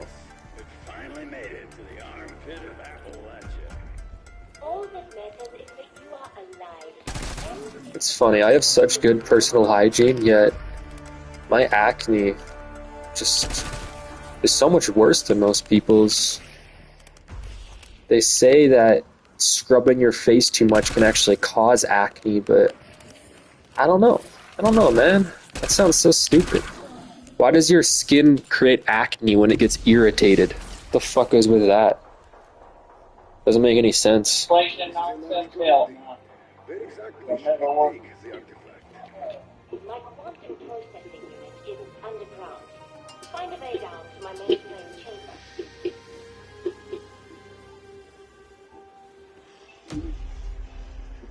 Anyway, what's up with all you folks out there? Hope you're doing well.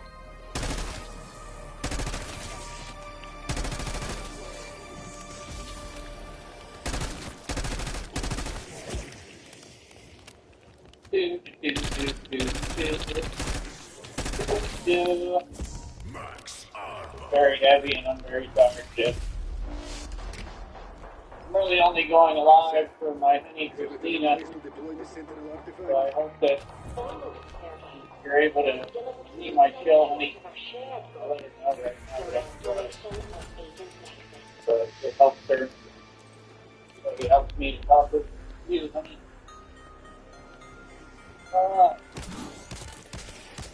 Yeah,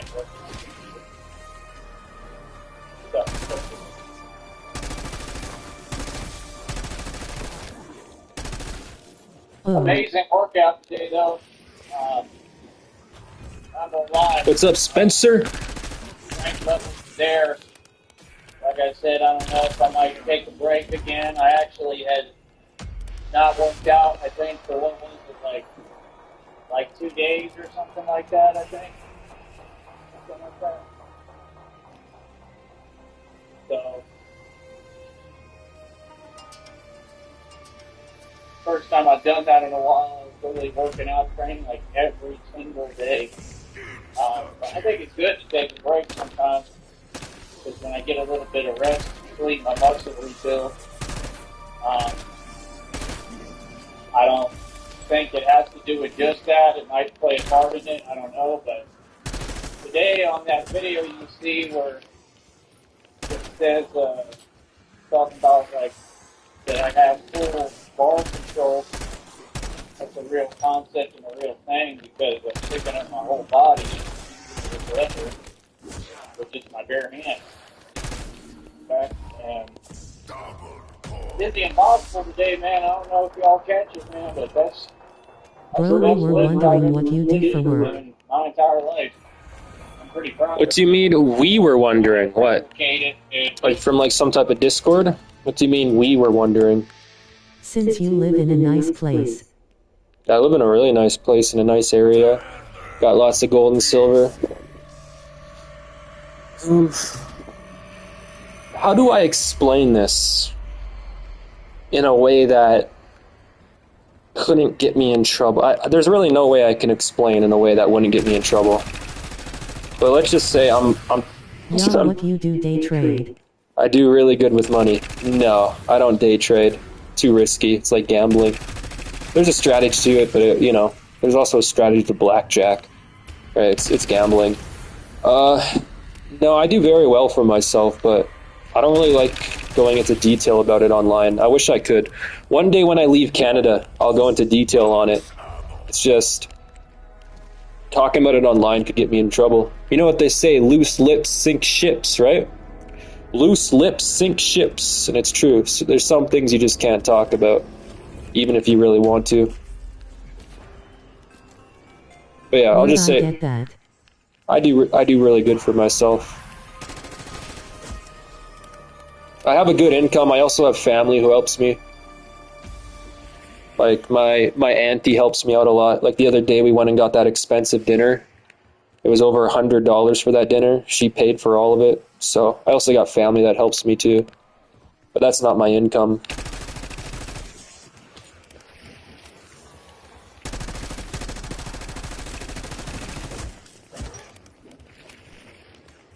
Look good, yeah.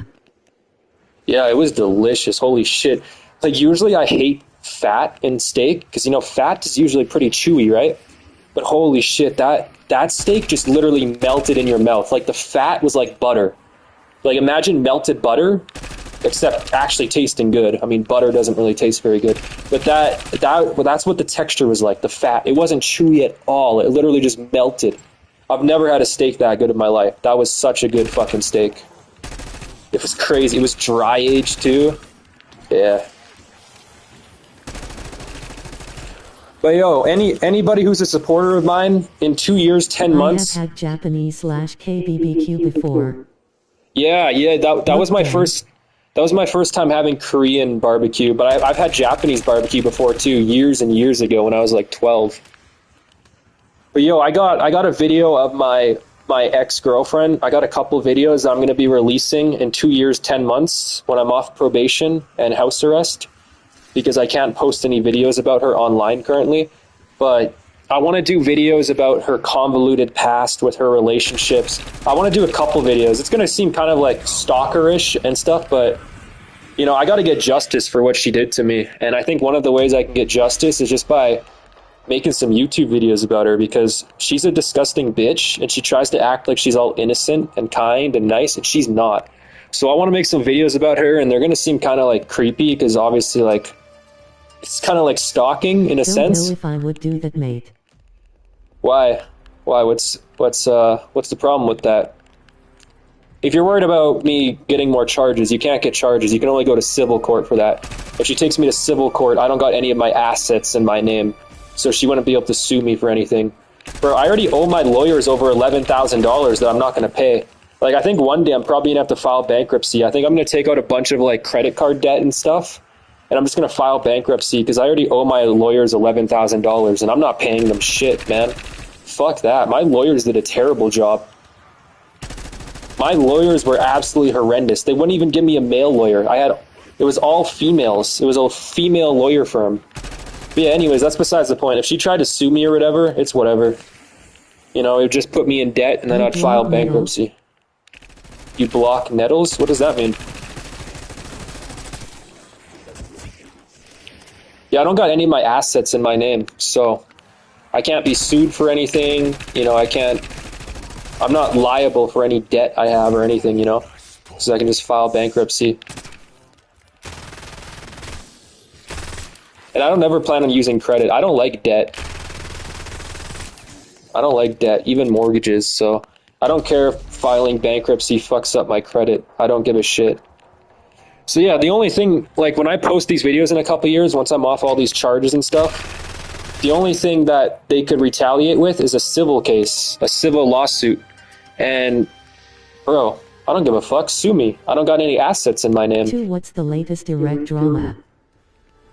Oh, Evan Recca? I know him personally. You know Evan Recca, like in real life? Hold on, let me restart this game. I'm not getting lucky with the box. I don't know. I got a notification that he tagged me in a post 2 days ago. He tagged me in a post, but he deleted it before I seen it. I only seen it like 8 minutes after he posted it, but he deleted it. So I don't know what he posted, but clearly he was too pussy to keep it up, because I seen the notification 8 minutes later, but I didn't see it because he deleted it. But other than that, I honestly thought he was like in jail or the hospital or dead, one of the three, but clearly not, because he tagged me in a post the other day. So yeah, I don't know what he's up to. I think he's afraid to post stuff online these days because he gets bullied. Evan Recca gets bullied anytime he posts shit online. It's kind of funny. A 32-year-old man getting bullied by like teenagers and shit. But no, I'm pretty fucking confident if I seen Evan Recca in real life, I could kick his ass. I wouldn't catch a charge for Evan Recca, but you know, if he threw the first punch, I would beat the shit out of him. I'd have no problem beating the shit out of Evan Recca. There's only a few people who I'd want to beat the shit out of. One of them being my ex-girlfriend, and one of them being Evan Recca, the other one being my ex-girlfriend's mom. And yeah, there's only like a couple people I could say I'd actually want to beat the shit out of. Tyrese Sneed, I'd like to fight Tyrese Sneed. I think I could kick his ass. It's not that I dislike Tyrese Sneed or anything. I don't even have anything against Tyrese Sneed. I think he's funny, but it's just funny because he thinks he's so tough. So I think it'd be really funny since he's 36 years old and I'm 23. I think it'd be really funny if I beat the shit out of Tyrese Sneed, considering he thinks he's Batman. He thinks he's so tough. So I wouldn't mind fighting Tyrese Sneed. That'd be pretty funny to fight Tyrese Sneed. But I don't have anything against Tyrese Sneed like I do like Evan Recca or my ex. You know. I know a lot of people hate Tyrese Sneed. I don't really know. I don't got anything against the guy. I find him pretty funny. Speaking of him, Tyrese Sneed, he's live right now. Let's see what he's talking about. Probably some bullshit. I've never done a lift like that for that capacity. He locked himself in his room, had no access to water, but wanted to smoke a bong, so he keyed in the bong and used that. Erect. No way. No way. What's up, Big Needs Food Reviews? No way. Is that a real story? Did he really do that? I thought Evan Recca said he hasn't smoked weed in years because it makes him paranoid and shit. He locked himself in his room? What the fuck? Real. Wait, how do you know that? Did he do that in his... Yeah, that's a true story. Did he do that in his mom's house?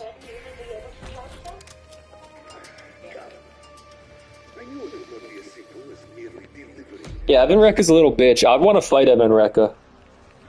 Yeah. Been to the house.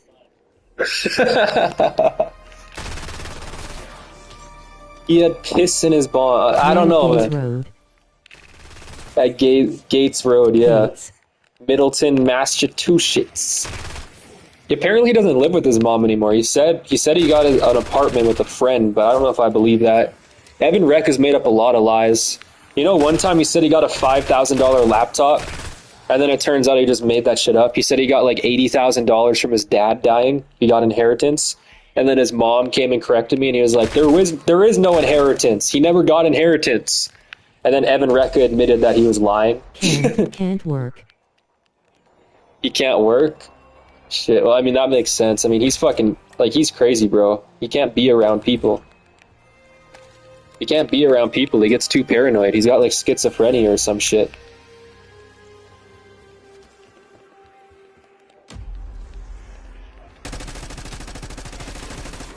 Yeah, I don't even really have anything against Evan Rekka. He's never really done me wrong. I just don't like the guy. He's kind of annoying. He's funny to mess with.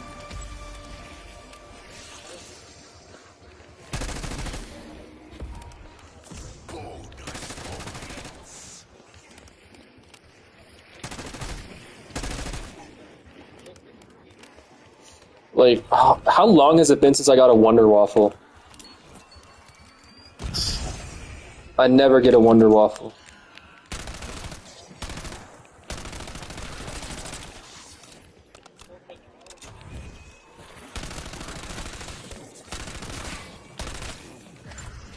Yeah. They made the Wonder Waffle odds too rare in this game. It kind of annoys me.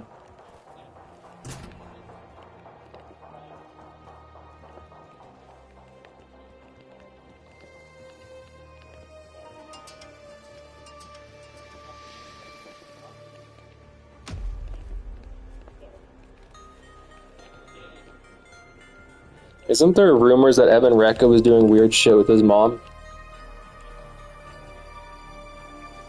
Someone made that video one time that he was getting his mom's panties from her drawer. Evan Rekka is a lot like Chris Chan.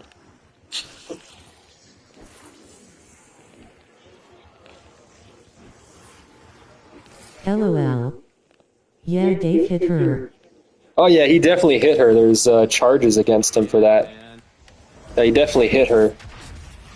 But I think there was also rumors that he was, you know, stealing his mom's panties.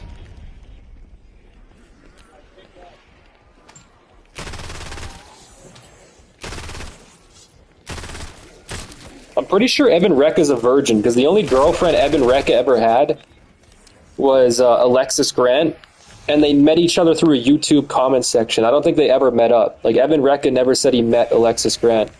So I'm pretty sure Evan Rekka is still a virgin.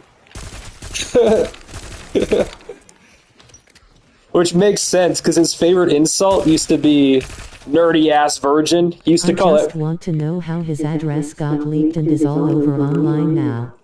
I don't know, it wasn't me that doxed it, but I remember years and years ago, like in 2020... We used to make a wreck hit on girls at the mall when he was 13-15. His pickup line was, "Hey girl, you like basketball?" Wait, are you Taylor Reza? Evan Rekka used to always talk about Taylor Reza made him shit in a pool. Dorothy Carroll's property! Taylor Reza made me poop in Dorothy Carroll's pool. Why would he do that? Taylor Reza was teaching Evan Rekka some very bad things. He was talking in third person. But yeah, it was like 2019 or 2020. Friends with the Rezas though.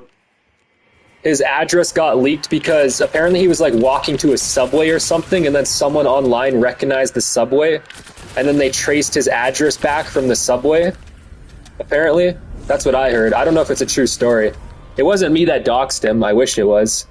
I wasn't even trolling Evan Rekka back in 2019, 2020. I just heard about him. So I'd search him up sometimes. I didn't start trolling him till like 2022. Yeah, that's funny. He was so mad at Taylor Reza. Tim Reza, Taylor Reza. He was so mad about at them. He says that they owe him money. He says that they owe him like $600 or something. I don't imagine Evan Rekka did much work though, so it makes sense why they wouldn't pay him because, I mean, Evan Rekka doesn't seem like the type of guy who can put in an honest day's work. He probably just sat there all day.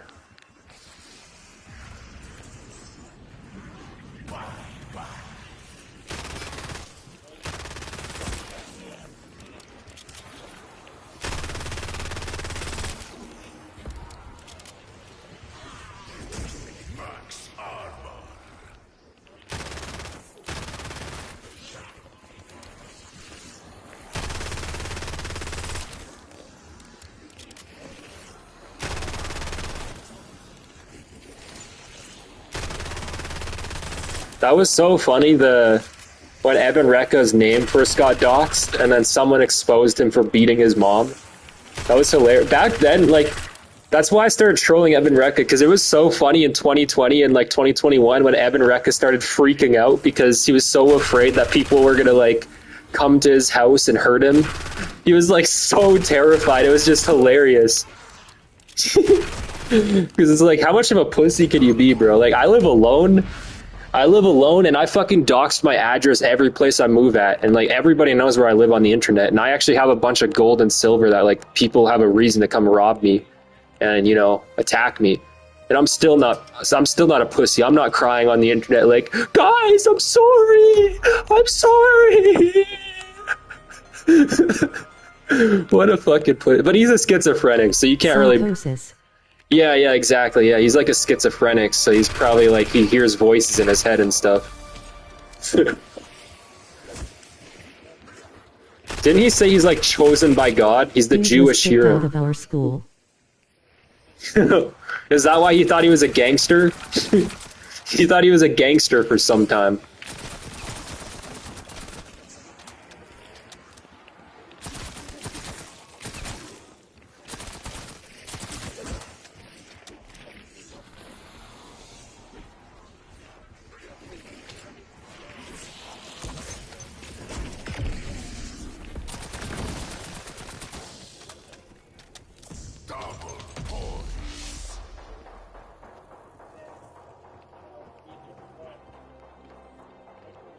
Yeah, this gun's pretty good, given that it's just a stapler. Yeah, it's a nail. This is a nail gun, so it shoots nails. It's actually pretty fucking good. Kind of like this gun.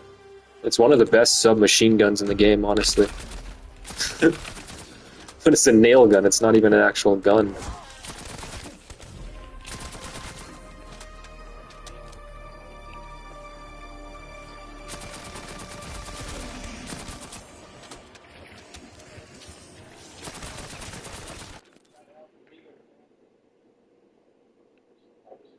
So what did you do to the chick? And Dude, to what chick? My ex-girlfriend? no, like I said, it's just like he said it perfectly.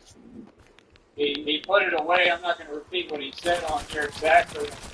But, you know, basically, I'm more old school. Like my generation, even though I'm young, I'm from like the old school generation. Like, Yeah. I didn't do nothing to her. I sent her Instagram messages in 2022. Some of them are threatening. I said stuff like, I wish you were dead. I want to kill you, stuff like that. And they arrested me for it. They put me a week in jail. They strip searched me, like did a bunch of crazy shit to me. Then they had me on bail for 2 years. I finally got off bail in like 2024, like May of 2024. And then they gave me 2 years of house arrest, so I'm like 1 year, 2 months through house arrest. And then I still have like 10 months of house arrest, and then I have 2 years of probation. 2 years of probation after this. So yeah, I literally did nothing to her. Instagram messages is nothing. I don't care what people say. Oh, big deal, I threatened her on Instagram.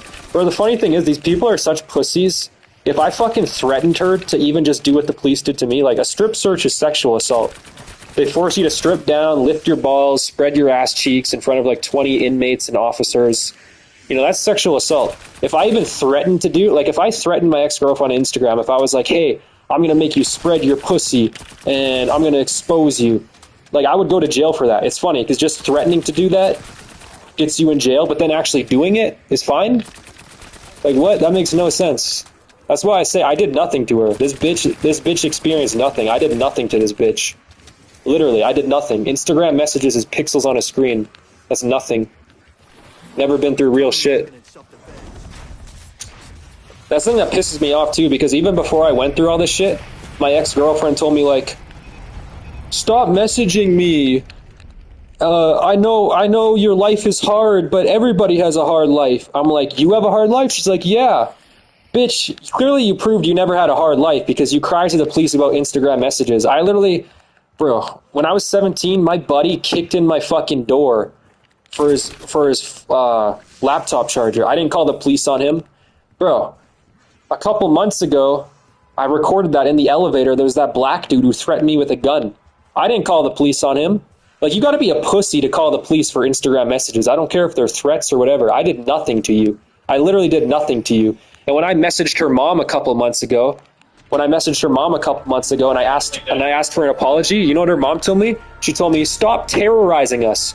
Oh, so I'm terrorizing you because I sent your daughter Instagram threats in 2022, 3 years ago, so I'm terrorizing you. You got no idea the definition of terrorization. You motherfuckers are terrorizing me. You know I still got the police showing up to my door every week past 10 p.m. telling me to come down. They got to do a check on me and make sure I'm in my place. That's fucking terrorizing. I never did shit to you in real life. I never did shit to you motherfucking pussies. You're just a bunch of pussies who play victim. And I can't stand people like that. Like, even after all I've been through, I don't think I'm a victim. But I do need to stand up for my beliefs. And these people haven't gotten any karma or anything yet. So that's why I'm going to stand up for my beliefs, and I'm going to post these videos about them in a couple of years. Like, even after all I've been through, I don't think I'm a victim because, yeah, sure, a strip search is sexual assault. Sure, I've been on all this, like, had all this shit done to me, but, like, at the end of the day, like, I'll survive. It's not like someone tried to kill me. It's not like, you know? Like, even I don't think I'm a victim, but I went through a hell of a lot more than these dumb bitches, and they think they're victims. Fucking pussies. Motherfuckers need to grow up. They have no idea what the world is like how hard the world can be, if they think it's so difficult to receive Instagram messages. Or, like, I've been through real shit in my life. Like, the shit my dad used to do to me. My dad never did anything sexual to me, but holy shit, my dad was, like, aggressive, man. My dad would beat the fuck out of me sometimes. Like, one time my dad hit me across the head so hard my ears started ringing. Like, I went through real shit. I never told the police about that. Because I'm not a fucking pussy. These people haven't been through real shit. These people who haven't been through real shit think Instagram messages is real shit. That's not real shit. If you think that's real shit, you're just exposing yourself that you've never been through real shit. Threats on Instagram 3 years ago. Stop terrorizing us. What a fucking pussy. God, grow up. I was 15 years old getting my ass beat by my dad, and I didn't cry as hard as you pussies.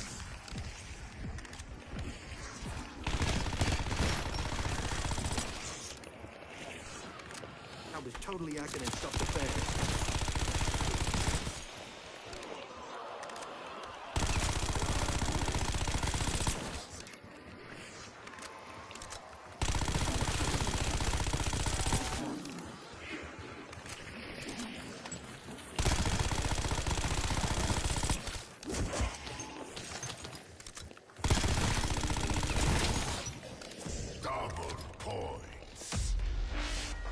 Still haven't got the Wonder Waffle.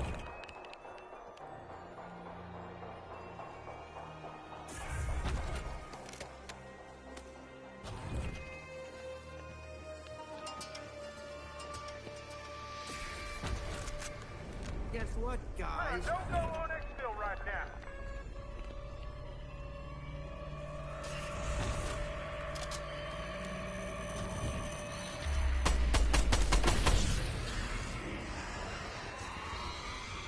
Oh, that's it! That's it! That's it!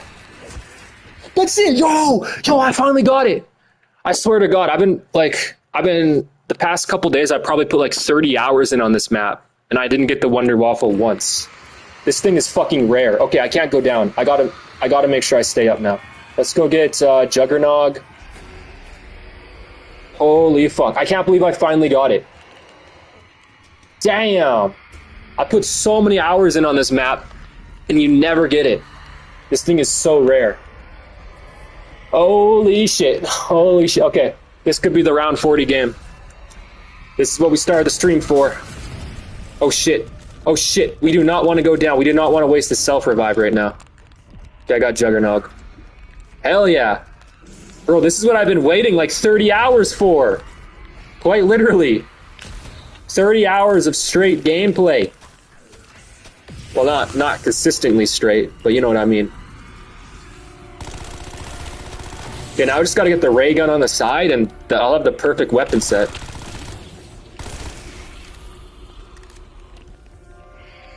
Can't believe how rare the Wonder Waffle is on this map.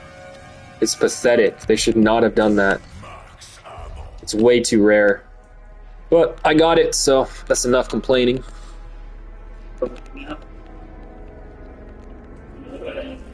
Now I just gotta focus on surviving. Too hot, food absorbs all the heat. To the point when I'm touching it, I can feel it. That's how hot it is out here. I mean, it's hot. Just pretty strong. I just keep pushing and trying to bed. I've been drinking water, though. I don't drink too much, but I've been craving it. It's too hot.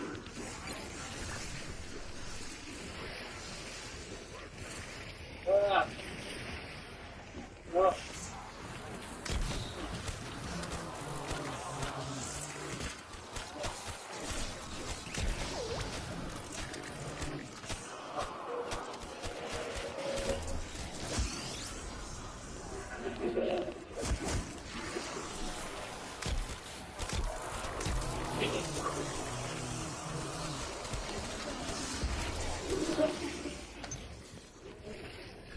Okay, I should get stamina up. You run pretty slow with this thing. like I said, I don't know, it just, a lot of people are just too fake it. That's what it is. I think like all the so-called women, they think it's cool to be fake, like, no, it's really not. Yeah. And then of course I always have people online trying to talk some way. I just tell you reality puts you in your place and keep it moving. I don't put up with nothing. Tell you reality real quick. Get you all in your feelings, since that's what you want to try to do to others. That's what they do. Start trying to talk some way they would never talk to people like that in front of my face. What's the point? Why do y'all do that? Why do y'all have to take advantage of the people? And y'all gotta stop that stuff, bro. Seriously, bro, it's a small world. I real talk, y'all gotta stop with that. I real talk, but it's all good. People don't want to, no problem. I mean, it's just when I'm in every city and state, I'm gonna be like trying to see, just trying to talk like some way. But I'm gonna let them know. Care who you are. You know what I mean? But y'all are not built like that, man. None of y'all. But it's just weird. It's weird how it's just like all of you. It's like everyone in society today, if they can take advantage, they will. And there's something wrong with that. There's weakness. You know what I mean? That's what y'all don't get is y'all are the problem. You know what I'm saying? We don't speak for anyone. I speak for ancestors, spirits, you know, all the past, all the old school, all the past generations. Like, this new age stuff, y'all just run your mouth too much. And it's all you got is talk. All they got is talk, and talk is cheap. You have an answer for everything, but there's an answer for nothing. You run your mouth way too much. Like I said, I'm just not that kind of man. I'm a man of action, I'm a man of substance. You know, I got to be about something, not just talking. You know. I am looking forward to meeting Get right there and forward connected. I am not actually a person.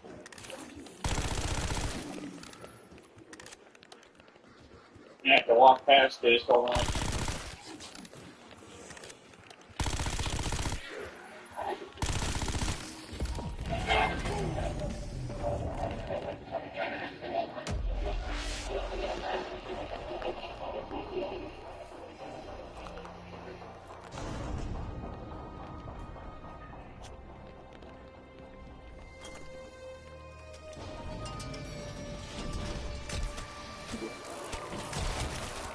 Yeah, hot as hell.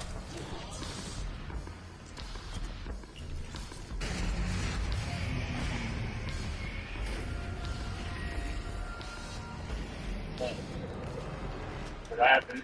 He's laughing because it's called Batman. Batman.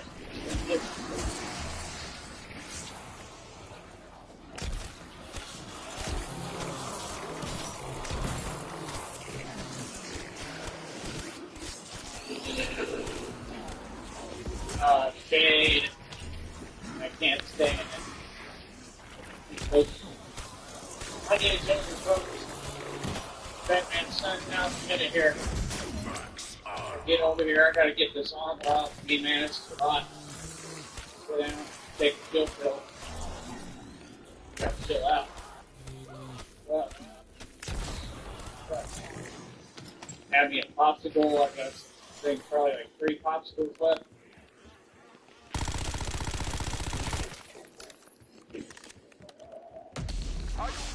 I run out of them, I'm going to buy me some more.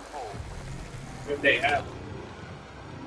If they have other ones, I could try some other ones. They got some from Mexico and stuff. There you are. I wonder if they're probably really good. Nice to meet you. I've never tried them. Maybe they're even better.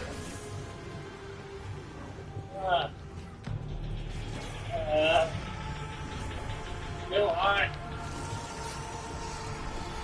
Please, God, help me get to eat. Please, get me back. I'm too hot. Oh, God.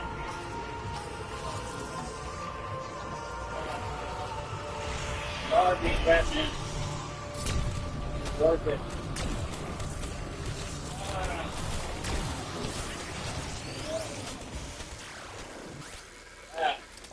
Have to take me a cold shower today. Real talk. Some of this hot water stuff. Guess what, Cold guys? water. It helps too, real talk, because they'll probably be getting headaches sometimes. Because I'm out in the sun and the heat. The sun is on. You know? And sometimes it helps me. I'll take like a cool shower with like cold water. And it does the trick, bro. It does make a difference. Helps my body temperature clearly. And it really does help change I cool down. It's ridiculous. Oh. I mean, it literally affects everything. It affects me.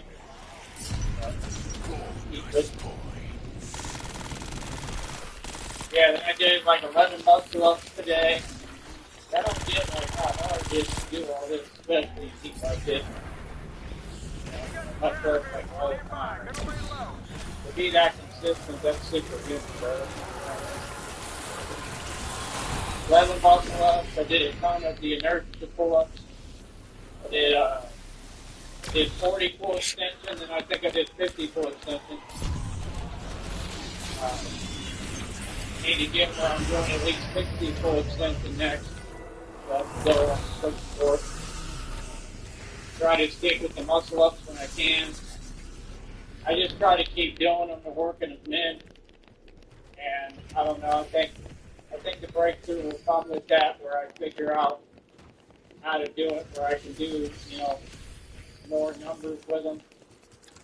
But right now, I just try to use it for my workout routine. That little guy did 45 muscle ups, yeah, because he's little. So it's easier for him, and he doesn't weigh much.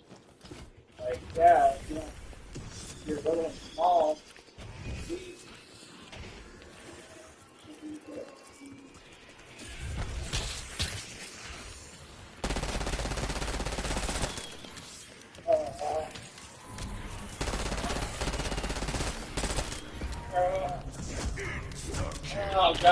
finally get my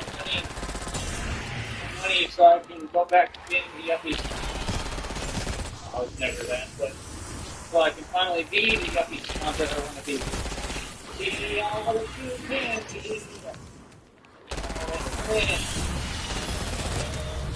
Boy, I can take it easy. Yeah, God, working so hard. Do all this, I did it because I want to.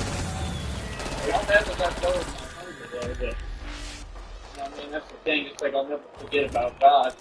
I don't care how much money I got. God is some good. Everything is about God with me.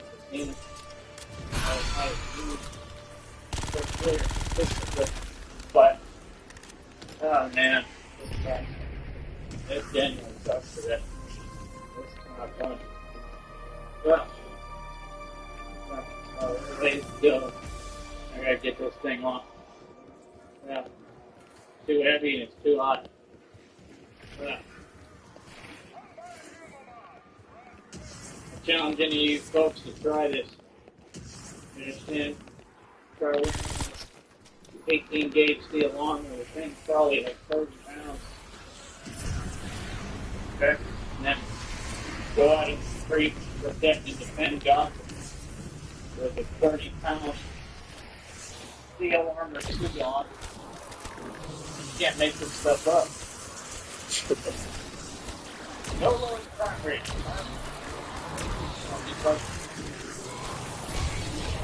You don't get it, son. Yeah.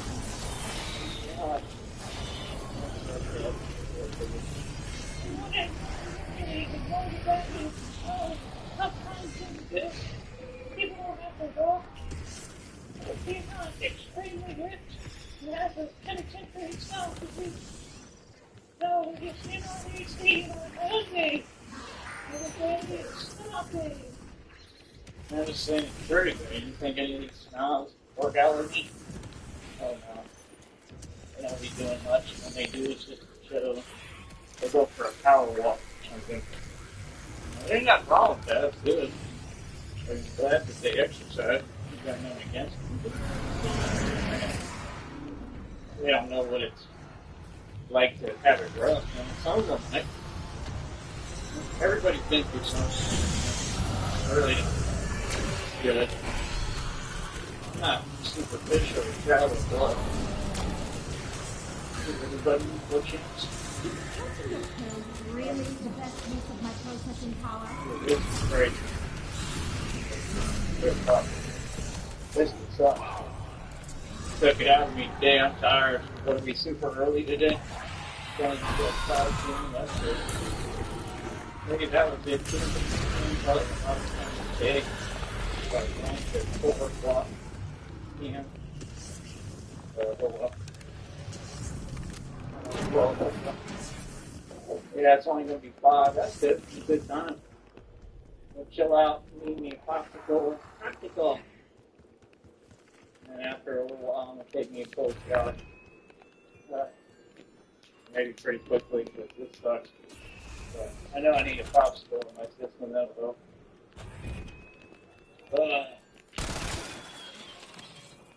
The beginning is talking about. Yes! Okay, I got ray gun and I got one who off with Yeah, well, yeah, it's hot as hell out here. You're in Texas. You know, the heat is unbearable. At times, ridiculous. Yeah, you gotta have that TV 100% right. You gotta have it. You gotta have those popsicles, man. Out here, doing all this exercise, yeah. Seriously, you know how much big difference it makes? It really does. It'll cool you down. It makes me feel a lot better. My day is going to get a lot real tough. Value it more than anything. We're feeling like this. I you got enough possible. Not good. I really want to get out of here, man. I'm going to go better good. Wow. Yeah. Yeah.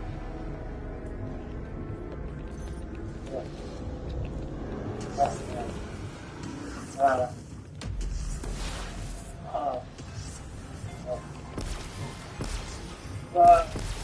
can't shade see everywhere. Like literally, bro, I'm gonna get so happy right now. I'm gonna get out of it. Good night. But yeah, I don't know. That list I did today, I was impressed. Sorry. Oh, nice, bro. But video, wow. I even just see my body too, like the back is completely ripped. It's ridiculous. That was the goal, so I want to go even harder, man. I can't wait till Christina's here and we have the money that I can actually go to like a gym facility. I want to build my own. Oh yeah, I'm forgetting all about that. That's what I'm going to do down here. Do training. But I talk about the gym. That's what I can do. Yeah. I have to work on getting on my doing certification. You just need one. I will open up a business or work for some gym. Talk about what I can do. I'm still out doing this. I got my own money, but I want to do this. I want like my own gym that I have access to. I'm not a opponent, but I need like, like Tyler Durden, like a deal worked out with the gym or something that I can, but not just like a membership. I'm talking like where I work there, where I can train folks. They did it for that other dude down here. They should do it for me. They want to play favorites. That's the thing. Y'all want to cater to this fake societal stuff. And that's the thing. It's just jealousy, man. It's that people are upset because I didn't have to fit into it. I didn't have to do your doctrines, and I'm not indoctrinated with your standards, with your diplomas, with certificates, with degrees. I didn't have to do none of that. I just knew who I was and did it myself. And that's what proved me. You never need outside validation for society to go. So I'm stronger than all the Marines, all the Navy SEALs, all the military coming around. You think I'm not? You're plumb crazy. Because you gotta understand, they get like 3 meals a day. Everything's provided in the military. Like, you just gave me that kind of care and gave me all the stuff that they're getting. And I had access to facilities and with everything I need, like the tools I need, the resources I need. Oh, bro. I'd get huge. I'd look ridiculous, but it wouldn't be just huge. It'd be like pure strength. That's the thing. Them dudes, they'll get big, but they're going to slack. And they don't really know how to train. I know how to train better than anybody in the world. Well, I'm definitely a martial arts expert. And that's the thing. I let people talk and run their mouth, and then I speak their action. You see, I responded through the videos, right? And you see, I just kept on escalating it, showing you, and demonstrating. No, I'm literally the best in the world. I'm better than Bruce Lee. That's obvious. Seriously. Bruce Lee thought it was enough just to be quick and do things. Me, I don't even have to do things. I use 52 blocks. Like, yeah, I can do things too, but, that doesn't always necessarily work. He was quick enough that he could fool people, but, I don't know. A lot of it's weird. He would be taking it too easy on folks. He was always trying to keep. He was a good dude, but I don't know. I wish that he would have gotten busy a lot of times and really shown what it is and what he's capable of. That's the thing. That's the thing Michael J. White said. It's a big difference when you're an actor and you do it in movies. And he said, "No, I have respect, a lot of respect for people who do the real thing. Like, see, I do the real thing, and I do it pretty for real. So it's a lot different. So that's what people don't get. Y'all want to talk about Mike Tyson. Mike Tyson didn't come up like this. I'm coming up a lot rougher than Mike Tyson that time. That's just the truth. See, that's the thing. You got people that all the time they want to say, oh, blah, blah, blah. concerned about that. I didn't ask for your opinion because it doesn't make sense. Now, again, I'm coming up and came up way harder than Mike Tyson. You gotta understand, I came up to the tree. You can ask anybody, for real. I had to really come up hard, so it's like, and then to develop this into the also. Mike Tyson didn't do it. I'm not going to say in his prime he couldn't have. Of course he could. You know what I mean? To an extent. But the thing with Tyson was he said, I could win in any fair you-know-what. Yeah. Fair doesn't even enter the equation, especially in the world today. So that's the thing. I mean, yeah, sure, in a fair or whatever, he could win against most people. But I don't think he could win it. I mean, he could win, but I think I would definitely could win even in his prime. Oh, 100%. You think 100% wrong. That's the thing, y'all aren't paying attention. It's not just about size. I look big, I look huge. People are like, you look jacked, you look built, all that stuff, you look smart. I mean, that's all cute, but it's not even about that, bro. It's about the strength that's being produced from you and energy. It's all energy. So you don't have to be huge, to be able to defeat bigger guys. What people don't forget, I have more strength that I can build my side, and that's a big deal. I think with Tyson, honestly, let me be honest, I think that he made it look better than what it was. I think that because they always do that, like I'm just saying, that really is their character. Like, they'll look good and lose before they look bad and win. That really is true. And I think he made it look flashy and flamboyant. It made it look good, but like, it's kind of like with that dude on here, I'm Mr. 52. He would make it look good. He made 52 blocks look super cool. It looked super good. But he was too defensive with it. It is a defensive system.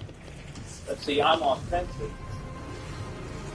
So when I started using 52 blocks, I'm offensive. Everything's offensively, offensive moves. So having a defensive system like that and affecting it in two different forms of it, and having an offensive type of move like me, it's amazing. It's the sickest thing I'll forget. It's like what God made me. So y'all just don't seem to get it. And I got different throws on my shoulders. Hurts too much. Yeah, I'm going out. Yeah, good see you. No joke. I hope the walkers are alright up there. I got to worry about me. I gotta get up and eat. I'll talk to y'all later. Stay mad. Blaz. What's up? Oh, it costs money to do this transporter thing. I didn't know that. I thought it was free. The fuck? Blazy, my boy WH. What's up, man? How are you? The headline today. Trump says the country will face tariffs ranging from 15% to 50%. And basically Trying to get to round 40. I think I'm gonna do it. I haven't gone down once yet. 50% tariff. So if you're the American consumer and that's hoping you're going to pay this stuff, you better hope the country gets some more friends. However, Scott Bessent is on the defense for Trump and giving us more detail. Listen to this. And then President Trump negotiated with the Japanese delegation up to a $550 billion package. What map is this? Shattered Veil. And equity. And President Trump is going to direct where that can be invested, and that is going to be invested in the de-risking of our supply chain. So that was live that we just saw of the Bessent basically having a grain card there with a long top and sort of okay, it's going to be lower than credits and stuff like that. Next question is lower down. Hey, what's going on in Japan? What are they saying? How about this? Well, getting back to this, the discrepancy of what the U.S. is saying, what Japan is saying, particularly, what another issue of defense? So the U.S. side is saying Japan is going to back more defense payments. The new trade negotiator who's coming back later on today said after this meeting that no, defense was not on the table. That is a security issue that has not been part of these trade negotiations. There's the other part about rice, where the U.S. says they're going to increase the quotas. But the agriculture minister, the prime minister, said the minimum access rate of 770,000 metric tons that come to Japan from overseas in terms of rice without tariffs, that is going to remain the same, so they can protect their farmers. So that's another kind of discrepancy. The auto sector, importing more cars from the U.S. maybe yes, fine. Maybe they did agree on lower safety standards, although I don't think that's a huge concession in the big picture of things, given that very few U.S. cars are on the roads here anyway, mostly German cars. So I think net, Japan is sticking to its very well. So Japan is significantly more little. I guess I'm not supposed to say the side of the U.S. I'm really saying that the military stuff, but they want to come stuff like that. I actually looked at it now. It seems like it's very important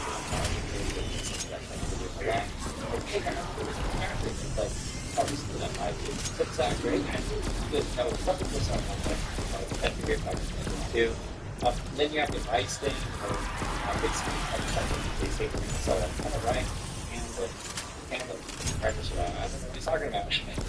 But this thing, I don't make all of these claims, and you know, think of it. They put out a Trump's clear unprecedented U.S. trade agreement. There's a bunch of words on this particular thing, not really details. The way you're looking for is when, right? You want some date, you want some exact location, you want some specifics like which countries are involved in the exact dollar amount. But not really like that. I'm sure you get some stuff. Is we are going to have full access to the Japanese market. So all tariffs off our cards. I think we're going to go to 70. The rice quota is going up 75%. We're going to have 100 Boeing airplanes. So their market is now open for business for the United States in a good place. We have no tariffs on our automobiles. No tariffs on our automobiles. The more important they have none. Look at this. Now, there were no tariffs on the U.S. automobiles. That's my understanding. It looks like Fox is even looked on to the producer there. To watch it say it again, because I think they don't need to be lying to watch. We have no tariffs on our automobile.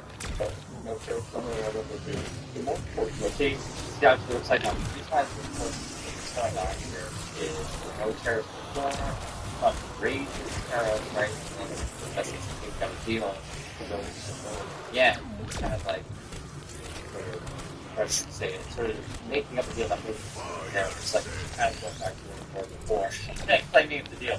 You understand what I'm saying? It's like no tariffs before, some raise tariffs, and go back to some no tariffs before. Like, hey, you guys had a great deal. It's just going back to before. And so that's why it was interesting to look at Ingram even like a producer like should I say something? And this guy kind of live and believing. So this one's some more than they had non-tariff barriers, so they had a lot of the Japanese are obsessed with safety. We do a pretty good job here, I think. And so ours, as long as the car meets our safety requirements.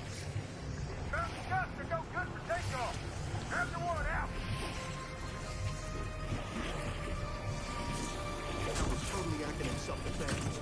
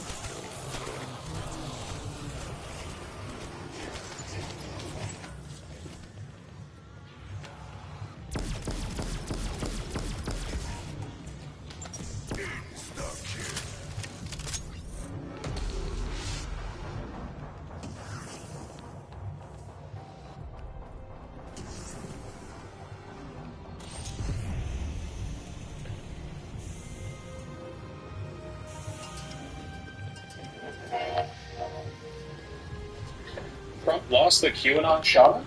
That's really funny. That guy was always a crank. He seems like the kind of guy that could be motivated by, like, Epstein and Israel-related stuff. Okay, from value taken. Somebody sent this in earlier. He was lying about Epstein. Epstein versus Mossad, explosive debate over Israeli intelligence. Is this anti-Semitic? Are you not value taken? What I'm curious about, right? I want to see more examples of the infighting, right? I want to find out more. Like, okay, somebody linked this earlier, but I saw a bit of this, like, when it came out, which was like a week ago, right? From Glenn Beck. My caller, Travis, represents many Trump voters who were dismissed for their concerns over transparency and excellence. Guys, if people are calling in to Glenn Beck to cry about Trump, that is a really good sign. We go to Travis in South Dakota. Hello, Travis. Hi, Glenn. Hi, Jason. I tell you what, guys, I feel really betrayed, and I feel really, really angry. We have a president who tells us to move on from Epstein because it doesn't matter, and they're still talking about this, seriously? And yet he still talks about the 2020 election fraud. He talks about the Hunter Biden laptop. He talks about all this stuff from 5-6 years ago. He said that's to move on from the Epstein trial, the Epstein case. Yeah, he didn't literally cry, I guess. I'm not talking about this. I feel so betrayed and so angry. This is not what I voted for. If we do not stand up for the children of this country, we have nothing. We have absolutely nothing.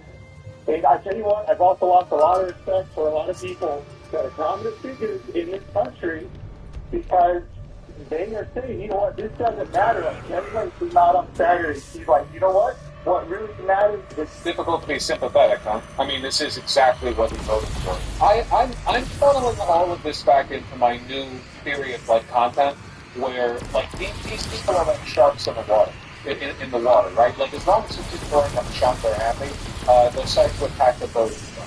I don't really think that's how sharks work. They follow through. It's just, you know, they're stupid animals who need to be led around with a carrot on the end of a stick. And it doesn't actually, like, nothing matters. It doesn't matter what's good or bad for them. It doesn't matter if their life's going good or bad. The economy, their personal happiness, their freedom, their job opinions, none of it matters. They just have to be given a narrative. If the economy is bad, they're sad about it. But they can be fed anything. So in a way, their lives and opinions are completely detached from material reality, right? It's just a matter of, like, how effectively you can sell them on an idea. That's the key, right? When you detach your supporters' beliefs and values from reality, you are now living and dying on your ability to narrativize for them, you know? If it's not about where they live, what reality they live in, it is now entirely about what reality you're telling them they live in.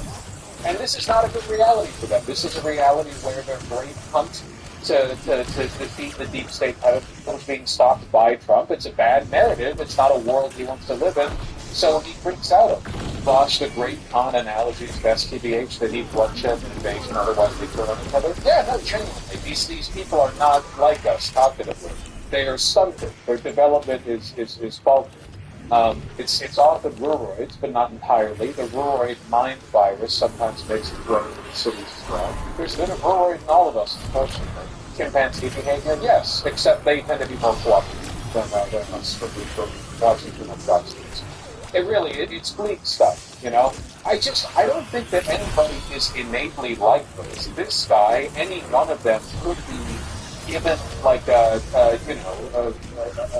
better path to walk. They just need a better narrative. They need a more compelling narrative. And unfortunately, the problem is that they don't choose narratives based on nothing, right? They don't choose them like willy-nilly. They tend to follow narratives that are convenient to them. They go with narratives that align with pre-existing values. For a lot of them, that's racism, xenophobia, tribalism, stuff like that. So if you give them a narrative that fits well within those pre-existing beliefs, they'll run it down. They'll ignore anything that happens to them in reality, any fact, any data, you know, they'll run right past it, as long as it fits, as long as it's the path of least resistance. All we need is a storytime YouTuber to win the election. I mean, genuinely, if the Democrats were better at doing politics, I don't think they'd be struggling the way they are now. I think that, like, for the most part, the success of fascists in taking complete control of the narrative for these people kind of relies on a weak democratic establishment. Like, for instance, in Germany, the Weimar Republic stopped, right? The Social Democrats were out of touch. They didn't do a good job of communicating their intentions. They didn't do a good job of leading the people of the narrative. They were not good at leading. In Italy, God, the monarchy and the aristocracy of Italy when Mussolini took over, totally out of touch. Just weak, ineffectual, nobody related to them, right? That's the reason why Mussolini came to power, right? He did those balcony speeches. He was able to communicate with the people in the way that the previous leadership weren't. I really don't think fascists can succeed when society is going well. I think that you need society to be going poorly. You need the establishment, the political system. You need it to be worthless. It's completely unrelatable, out of touch for stuff like this to succeed. You think all the protect kids from trans people types are now turning against them? No, because they don't. People who say protect kids from trans people don't care about kids, except in the way they should. They hate trans people. It's not really, again, it's nothing to do with material reality. It's about the narrative. Election fraud and post-election fraud. If the children of this country really matter, how can you just sweep them under the rug and not care? Move on. Sorry, I don't know what you're talking about, Travis. Thank you for calling. Let me ask you, is there anything that could be said that would make you go, okay, that's as good as it's going to get? I want transparency and I want justice. All these children, all those families, everything they went through, I don't want to know their names. I pray that God would be with them to give them some sort of peace if they could ever get it. I want you to... Oh, Jay Cook invited me to a party. Is there anything... There's another point that I want to make here, which is that just because these people are stupid orcs doesn't mean that they're insincere. Insincerity is almost exclusively the realm of the politician and the content creator. People in the White House, people in Congress, they lie as easily as they breathe, their job to. You will never convince somebody like Matt Walsh of anything because they don't believe what they say. They believe in making money, right? But to the people who follow, these people are sincere. They might engage in performative anti-intellectualism, but they're only doing so because it's been normalized to them. They don't understand what they're doing. Or to put it another way, if there is a MAGA guy who is being performatively anti-intellectual and anti-empiricist about something like, say, climate change, for example, they're not doing that because they're aware of the fact that they're lying and they don't care. They're doing that because they don't know how much they should believe in the concept of something being empirically correct. Does that make sense? There's a difference between consciously lying because you don't care and not having respect for what truth looks like because you've been submerged in this environment for so long. You get me? It's very, very, very important to distinguish between these two things because while I think talking to any kind of right-leaning content creator is a waste of time because all of them, except for the truly crazy one, like What About History, they all know they're lying, right? The regular day-to-day Republicans, it's a different kind of battle. They don't understand truth. They don't know it when they see it. They don't trust anything that disagrees with the narrative. So even when things seem to be empirically true, they would rather disbelieve reality itself than the narrative. Because again, it's all about the narrative. You're not going to find a Trump supporter who, you can't show them factual information. They'll go, oh, let me reevaluate my priors. The priors are all they have. But that's not exactly the same as lying. Right? There's no malice, or at least there's no willful malice. This stuff matters, man. I think it's important to know the difference. It must be crazy to live like that. Yeah, but a lot of you probably have relatives or coworkers who live like that. Don't you? People who believe in things so strongly that contradicting evidence just gets filed in their head as an attack on them personally. People who have strong emotional convictions. Sometimes they come across as really sincere, but oftentimes come across as cruel and performative. Like they have to always demonstrate to themselves how sincere their conviction is. They can't engage critically with things they believe in because that would be self-questioning. That anyone can produce to show you and have you go, okay, Epstein is dead, Gladwell is in prison, and that's the only justice you're going to be able to get. I want evidence. telling us that, oh, well, he killed himself, and we saw everything, we have the information, by the way, it doesn't exist. Show us the information, make me believe, help me believe that he killed himself. Help me believe that maybe you don't have any evidence against people. Then show us that stuff. I do not trust the government at all.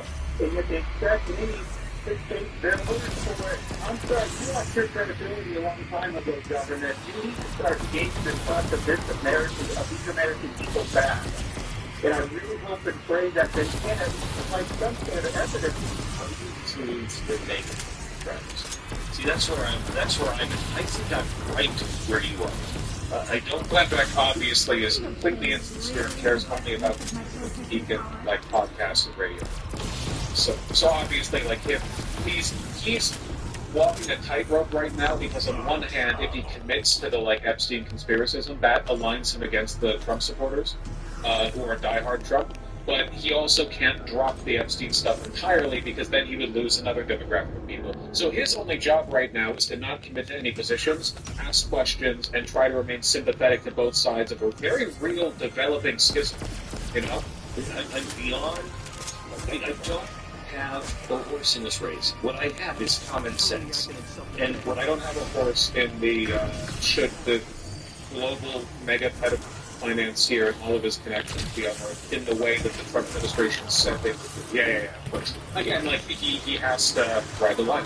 I have is maybe a bunch of people hyping this up for a very long time, but then I need somebody to say, hey, these people were hyping this for this reason, and here, let me show you how that was done. I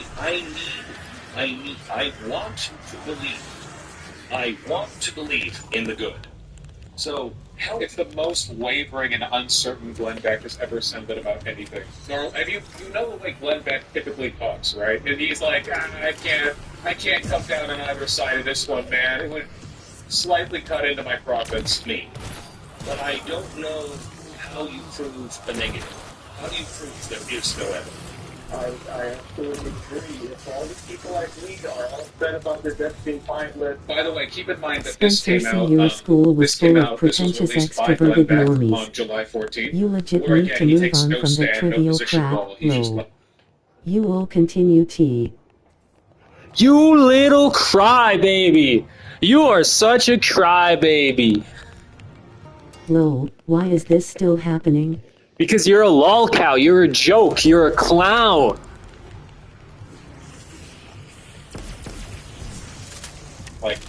Profiting from the attention, right? But since this came out, it has been confirmed by the DOJ that there is, in fact, Epstein files. There's a lot of curiosity as to what actually exists. Some people say the list doesn't exist because the list in their mind is Epstein reporting every client that he's had, and maybe that doesn't exist. But there is definitely a lot of incriminating evidence contained in the files. Sure, cry harder, I don't care. The semantic difference between the list and the files is kind of... But at the very least, the fact that, we know for a fact the files are real. We know for a fact that Trump is in them. This is all confirmed. So, yeah, this is not going away. And the project's been out all these years. Then help me believe that, you know what, you've been wrong the entire time. And actually, there's some really good things out there. And if it's the opposite, show us that evidence too. Right now, all we have to go on is the word in front of the United States government, and they don't tell us anything. So this is what we found, and the documents we're going to give you are going to be, mostly redacted, but the information there, we just can't show it to you. You got to help us out a little bit. There's a lot of good in this country, but you got to help us out a little bit. Travis, I don't think anyone could have said it better than that. Thank you. Appreciate it. It's maybe the most non-committal he's ever sounded in his entire life. Honestly, it must have been relaxing, It must have been nice to get to take a break. We need to do everything we can to foster this infighting. Again, this isn't even really cynical, all right? I want the Epstein files released. I want it known who was associated with the pedophiles here. You guys want it, too. The establishment Democrats don't want it. Maybe they're playing politics with it. But the desire to see these people brought to justice is sincere. It is literally keeps it. It's real. Yes, I want Bill Clinton in jail. Absolutely. I hate that guy. If this is what the people who need a Kagan need, fine. I've never thought that every single Republican in this country is morally unsolvable. I've thought they're morons, and that politically they represent a mass of people who want us dead.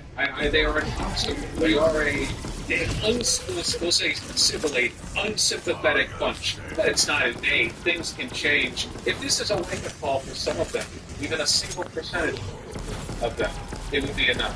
They stop with this escalation going this kind of racist. Also, that's literally what Genghis Khan did. A bunch of tribes, a bunch of them fighting all across the steppe, and he had the biggest forces.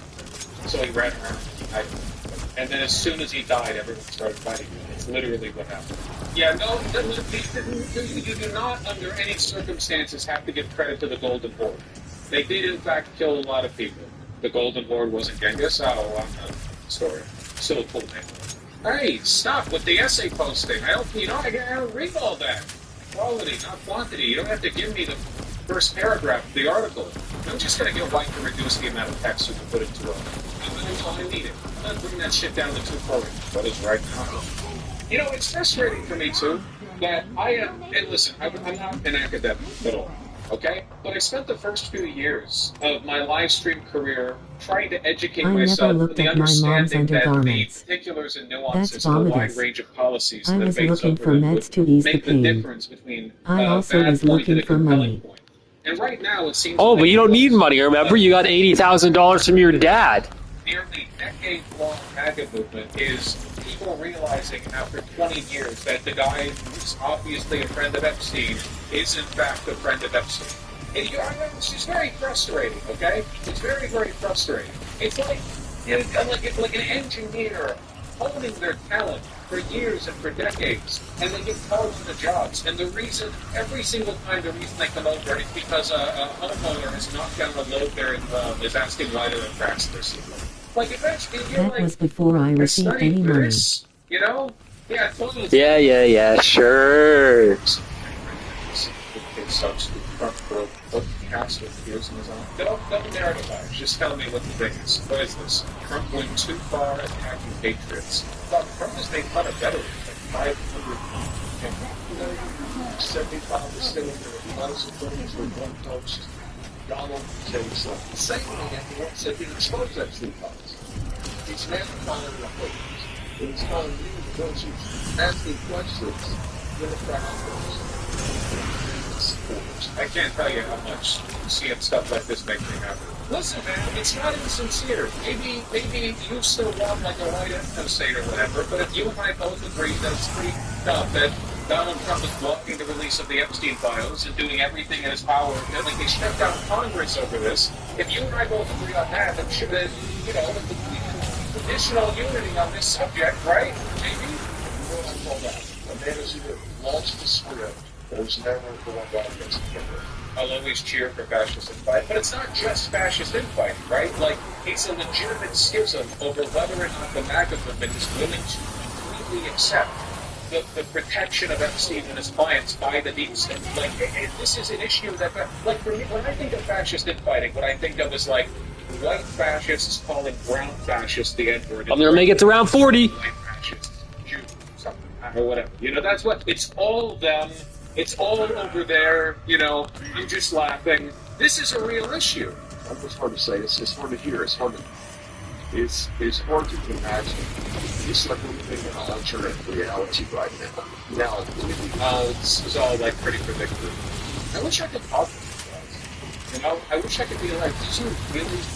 I want to know, like, what, like, sit down, okay? I want to know. Like, did you really think he wasn't friends with Epstein? Like, you really didn't believe that in your heart of hearts. You truly thought he was like an anti-deep state warrior when everything he's done, his entire life, before and after the presidency, has been like New York City financier, real estate mogul bullshit where he prioritizes helping friends and the wealthy. Anyway, really I am done with this stupid did you see crap. the non-compete video I guess it says I tagged you since I appealed this account that was suspended for circumvention. Yeah, I think so. Unfortunately for them, though. Oh, and did you get the account back? That's unlikely. YouTube never reinstates accounts. So I don't really believe that either. Oh, by the way, Mama Deborah told me that you never got inheritance. So yeah, I know you're lying, as per usual. You also admitted that you never got inheritance. So yeah, keep lying, man. Normally, when a loyalty test is put forward by a cult leader or by like an abusive partner or something like that, the terms are explicit, right? Like normally, you because it's a test of loyalty, so you have to say like, this is my line, you know. But in this case, Trump and Trump's administration, right? They can't say, I'm planting my feet in the ground, you will forget all of this, it's not a real thing, it's not a big deal. They can allude to it, they can gesture at it, but it's all this like hemming and hawing. Oh, I think Epstein was bad, the files were bad, but I don't want to release it because it has some sensitive, compromising information to victims. Stuff like that, you know? Which really weakens things from their perspective, because it means they can't even be honest and straightforward about the stuff they're demanding loyalty of. Absolutely disagree. This is a 40 test. This ain't trust the plan. This is Trump basically saying, shut up about Epstein, I'm done, and you're the problem now. You're no better than the Democrat officers. And this goes back for years. From Ron Jr., Charlie Kirk, and every other paid influencer screaming, where's Epstein filings? My father's on the title. My father's getting indicted, but he's on the title list. Now suddenly it's, let's not talk about that anymore. It's a hoax. Charlie Kirk has said on his show that he's done talking about it. Now, this is the same Charlie COD. who once was Were uploaded in the old videos that added your channel name must have gave you notifications because of It that. does hearten me a little A bit glitch, to see if you will. sincerity, like in an environment where basically every single Yeah, I don't believe that. being right-wing publicly is performatively insincere. It is nice to see, as stupid as it gets, like that there is still a capacity for earnest, sincere upsetness in something like this. Talking about Epstein for the time being. I'm going to trust my friends in the administration. I'm going to trust my friends in the government to do what needs to be done, solve it. Ball's in their hands. I've said plenty this last weekend. So if you guys want to see my commentary on it, that's fine. So you have to ask yourself, man, why the Sun switch? Actually, Because they're I never did allowed receive to go money. past the guardrails. A significant They're all on the amount. leash. I am able to not be sleeping on the they're streets not or homeless on the shelters, leash. so there is that. They're holding the leash. That's not what Mama Deborah said, though. United States of America in this cabinet. She said there is no inheritance. Just leave us alone. These New York City financier mobile. Whatever, man. I don't even care about you. I don't even care about you, man. I don't have any hatred toward you. I don't dislike you or anything. You're just fun to mess with. There's people I actually hate in this world, like genuinely have hatred for. You're not one of them. Tyree Sneed's not one of them. Y'all are just fun to mess with. She was trying to protect me. Trying to protect you? Protect you from what? What, we're gonna try to come steal your inheritance? Pretty sure you already gave away a lot of money to fuck Joe Biden coin or whatever it's called.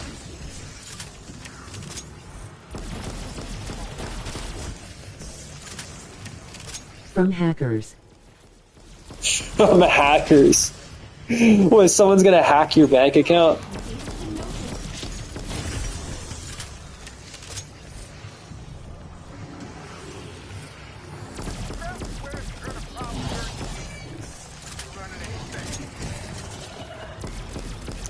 Yeah, whatever, man. I don't even care. This is all just stupid internet drama bullshit. I don't care. It's funny, but none of it actually matters in reality. Like you said, it's meaningless. I really don't give a shit. I don't have any hatred towards you or Tyree Sneed.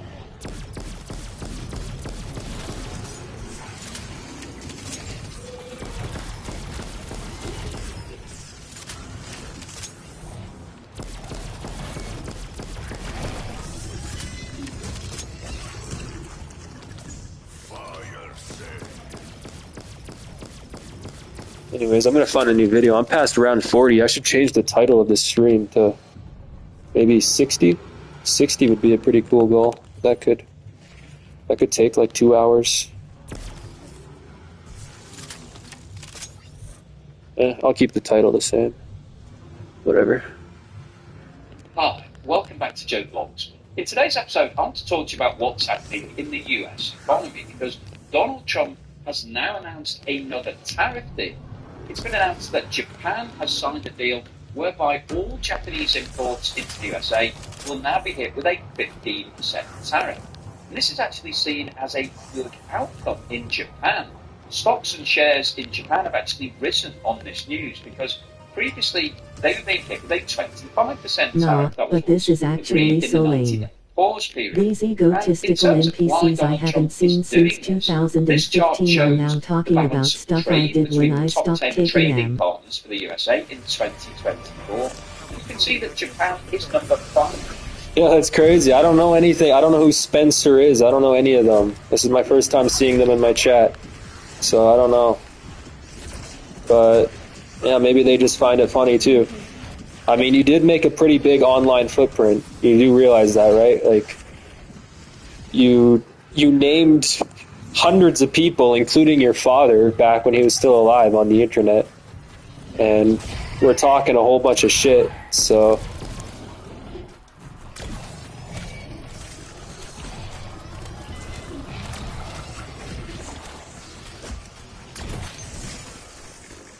What the fuck? Where do these fruit flies come from? I don't even got any fruit fly. I don't got even any fruit. In my building. Yeah, I did smoke a homemade grav bong in a red trash can from bed, bath, and beyond in my father's old condo.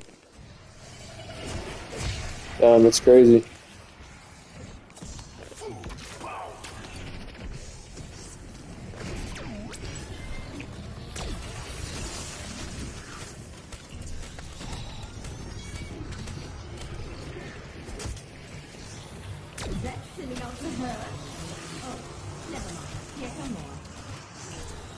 Yes, it had my own urine in it. What the fuck?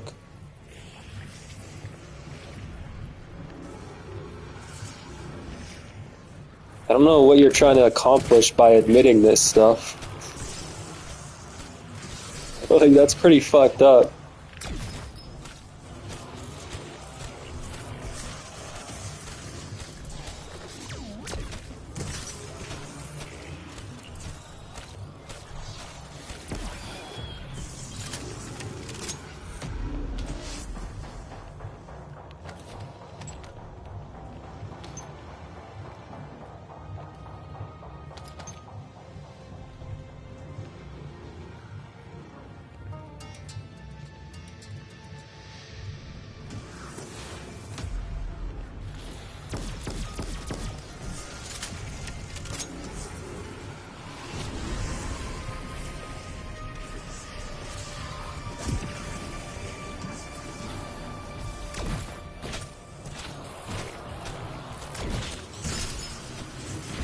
Damn, I haven't even gone down once yet.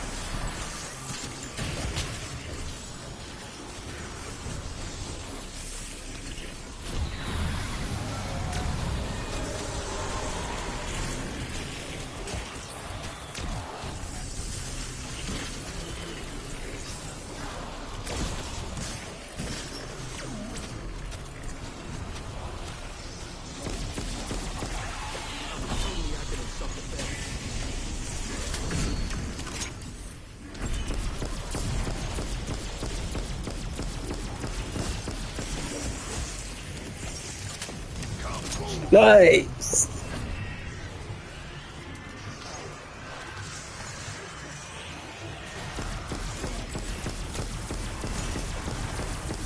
A bunch of literal clowns who I wish I had never met. Had I been homeschooled and raised with traditional values, I would have been much better.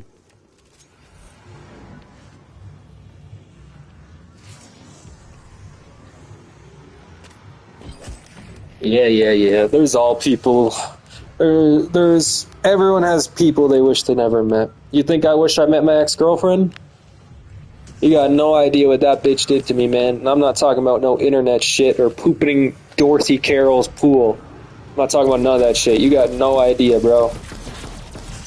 And I'm not saying you haven't been through shit. I'm not diminishing what you went through, but I'm just saying you got no idea what some people can do.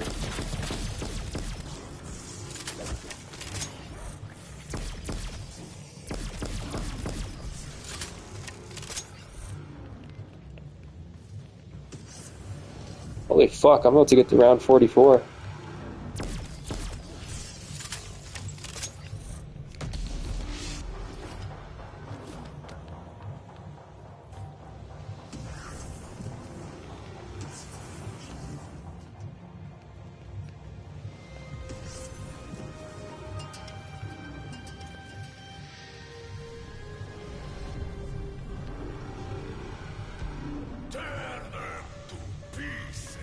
This is crazy. I'm not even joking when I say I could have went pro.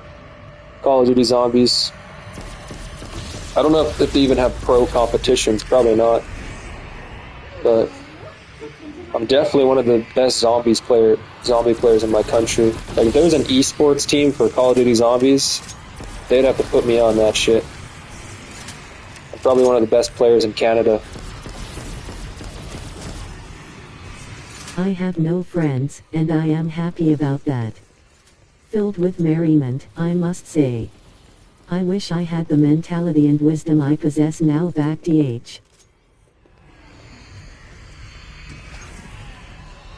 Yeah.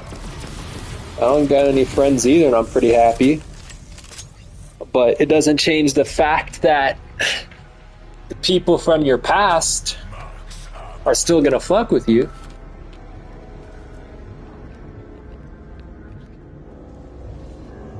Bro, I'm getting harassed every week by police for Instagram messages I sent in 2022 to my ex-girlfriend.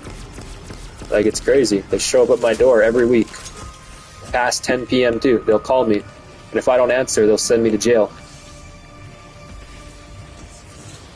Like, you at least just have to deal with internet shit, bro. I have to deal with real life stuff. Like, it's completely different than internet shit. Bro, I wish all my ex-girlfriend could do is do random, stupid internet shit. I gotta deal with real shit, nigga. Real shit. Every fucking week. In the house, Yeah, Evan Reck is in the people from my past are privileged, condescending bozos who don't LT have to deal with any of this irksome crap. Yeah, but just internet shit. Asterisk. Just internet shit. And you could always change your name if you really wanted to. Like, all you have to deal with is internet shit. I'm telling you, man, internet shit is nothing compared to real life shit.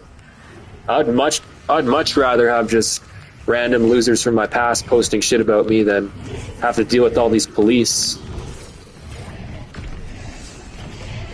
They have six-figure salaries and are taking the piss out of someone less fortunate. They are probably atheists at that, too. Well, it led to a restraint order. God is watching. What? Deborah Recca's in the house, too. Wait, who's got a restraining order? Deborah Recca has a restraining order against Evan Recca. Or does Deborah Recca have a restraining order against... Chat is lit. I don't even know, man.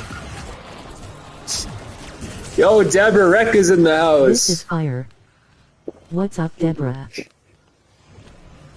Wait, whose side is Deborah on? Is Deborah on Spencer's side or This Evan is Recca's gas. side? I don't think Deborah Recca likes Evan Recca. I don't know.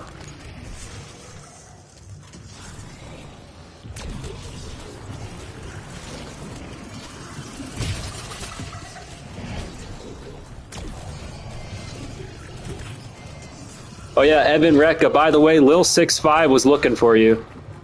Lil65 came into my chat. He's looking for you. I think he wants to make a song with you or something.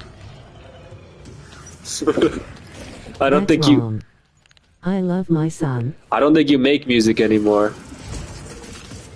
I don't know, Deborah. Weren't you saying that to be nice to you so you could feed me information about Evan? You're gonna feed me information about Evan. See, she loves him. Yeah, she loves him. She loves when he looks for her panties. I'm kidding, I'm kidding. That wasn't me that made that rumor about Deborah Recca and Evan Recca and their panties. I don't know who made that rumor, but it was pretty funny.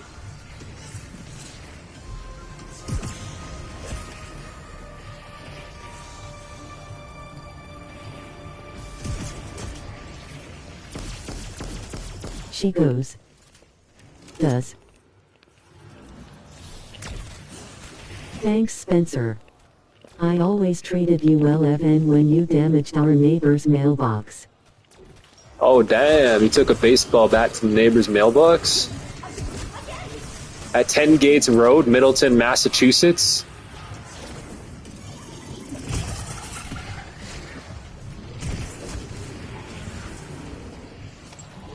Why did you do that, Spencer?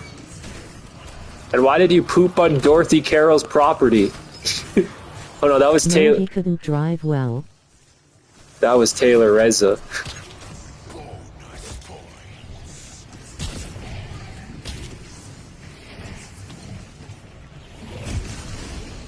Oh shit, I better get out of here.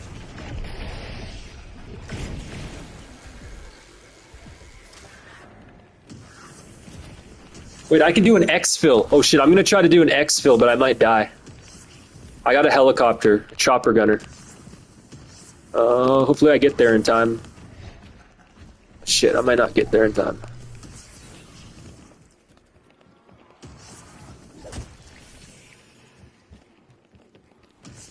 I'm so close. I don't think I'm gonna get there in time though. It's only like 2 minutes. It stays there. Yeah. Bird 55 is Deborah Reza. No, that's actually Deborah Recca, I'm pretty sure. She's commented on my channel before. Deborah Reza. You have no idea how much damage this has caused. I'm a decent person. Who are you talking to? Are you talking to me? All I did was internet bullshit, man. I didn't do nothing. Everything, like, I'm just a random guy on the internet. All I did is everything I posted and knew was stuff Evan Recca made public. Deborah is Deborah Reza. You think so? I don't know. Or I've never even been to America, much less Middleton.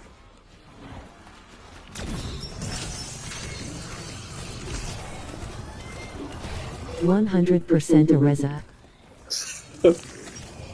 You think so? I always thought that account was Deborah.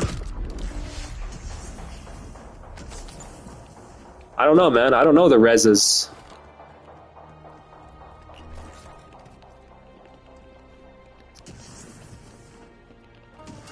Yeah, I'm gonna try to stay closer to the exfil so I can try to get the next one.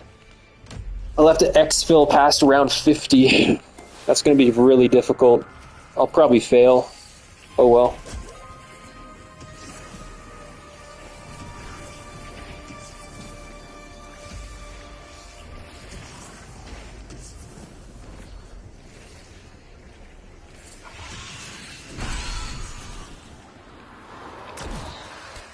Damn, they're going fast as fuck now.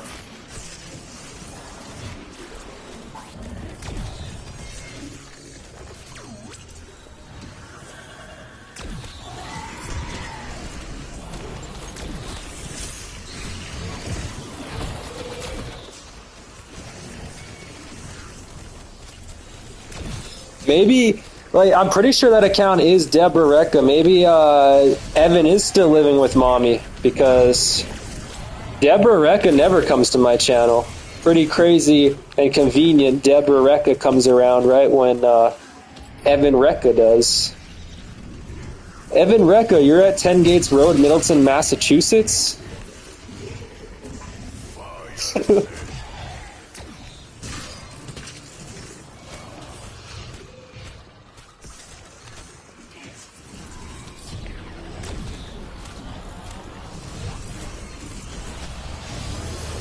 Yeah, I got a max ammo gobble gun. Dorothy Carroll Lowell. Dorothy Carroll, I think that's their neighbor. I don't know who Dorothy You should Carroll be a is. detective. Great deduction. Yeah, thanks. Damn, Evan Recca's still living at home. Evan Recca just said earlier that he got his own place. He got inheritance. She's my neighbor. Evan Recca got inheritance. That's Something Taylor Wood said. That's how he affords to live on his own. So Evan Recca did lie about the inheritance. Oh no! Oh no! Evan Recca, how could you lie? I thought you were a child of God. How could you lie?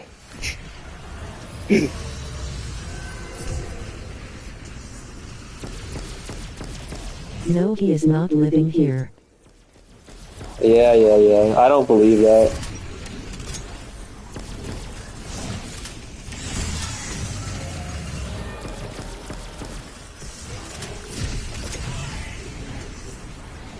Like, there's no way Evan Recca could get a lease. There's no landlord that would approve Evan Recca for a lease, even if he got all that inheritance.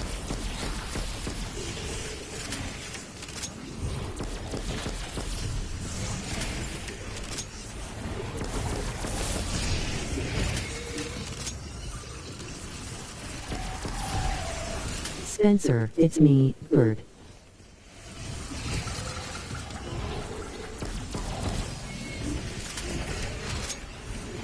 Yeah, it's Deborah Recca, Spencer. That's the real Deborah Bird is a Recca. Reza. Maybe I'll call your mother. Bro, Deborah Recca, aren't you like 70 years old now? Oh, now. Spencer, Always she's a gonna Reza. call your mother, bro. You better apologize, Spencer. Always will be a Reza. Does Derek still have a large neck? Who the fuck is Derek Derek's now? neck. Who the fuck is Derek? Oh, is that Evan Recca's brother? Oh no, Jack Recca. Jack Recca is the brother. Yeah, I don't know who Derek is.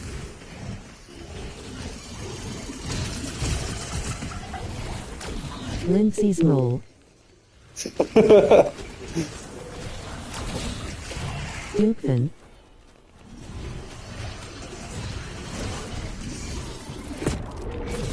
Broken. Not quite, and I know you told me, Blazy, I was not long for this life. Yeah, that's true. That was only about like 11 or 12 months ago. There's still time. But no, for real, aren't you like 70 years old? You looked pretty old in that one video that Evan Recca posted. I have a good memory. Yeah. Very good memory. Yes, I'm old. How's Triz? Deborah Recca, you do know there's something called hair dye, right? I guess you're not trying to look younger. You're really showing your age. But I'm just throwing that out there. There is something called hair dye. Speaking of hair dye, I seen this really hot girl in my building the other day who has red hair.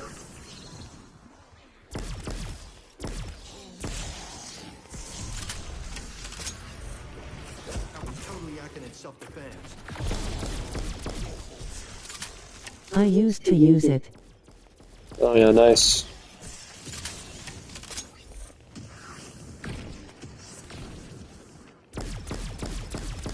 Justin Marabito goes to Disney World too much.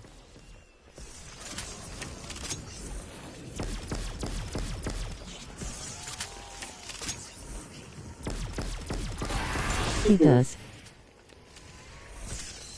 Spencer, you better apologize. Face Deborah with tears of joy. Recca is gonna call your mom.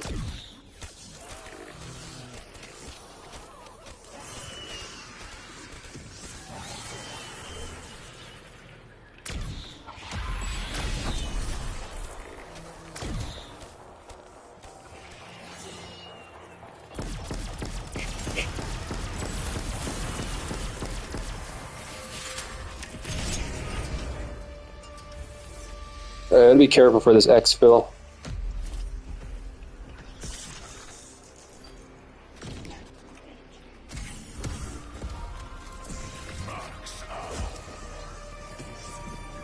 Oh shit, I got over 3,000 kills.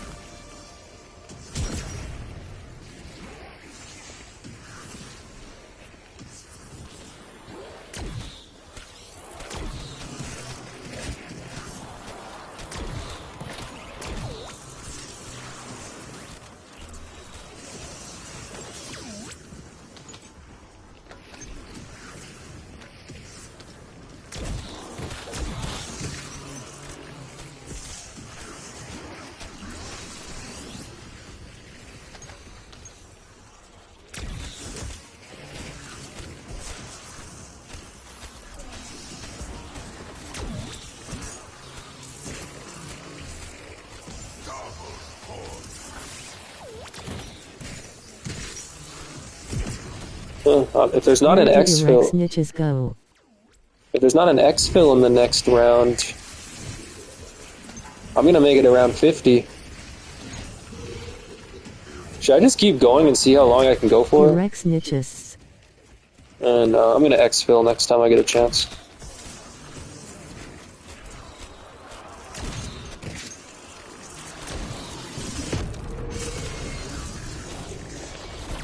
Remember Iraq getting his ass kicked by Corey Price. Goodbye kids, I'm done here. Evan Recca got his ass kicked? The gangster got his ass kicked? I thought Evan Recca was gangsta.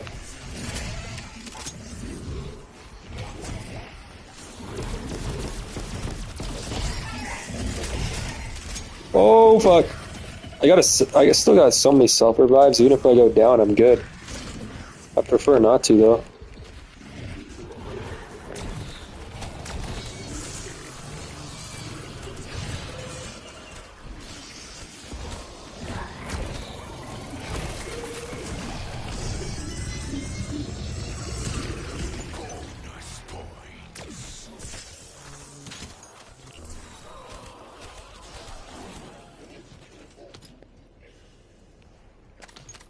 Oh, another helicopter. Chopper gunner.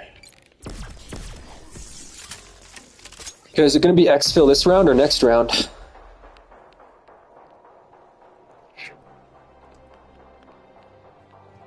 Oh. Looks like it's going to be probably round 51, actually. You got this, King. Yeah, thanks. I appreciate it. I'm probably going to lose. Exfils are very hard on the high rounds. Even with chopper gunners. Iraq, say something. I think Evan Rec is too scared now that you're here. He was waiting for you to leave before he started talking. Now that you're back, he's probably not going to talk again.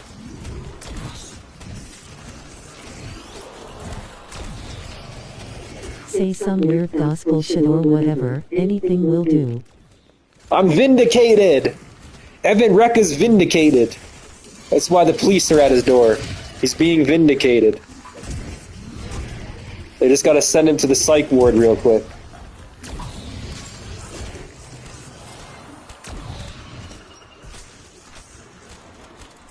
Nope, you got me now. Oh no, I thought Deborah Recca left. Respect your elders, y'all. Y'all gotta respect your elders. I try my best, but Deborah Recca's a Democrat, so it's very hard to respect her. No, I actually don't care. Republicans are pretty trash, too.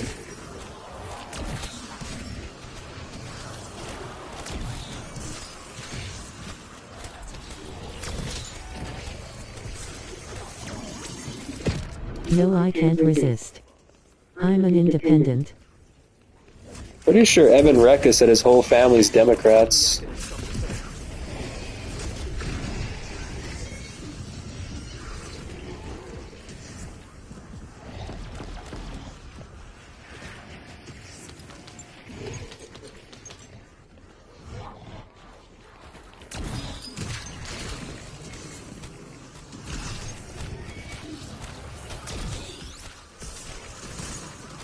Shit, I'm running out of ammo.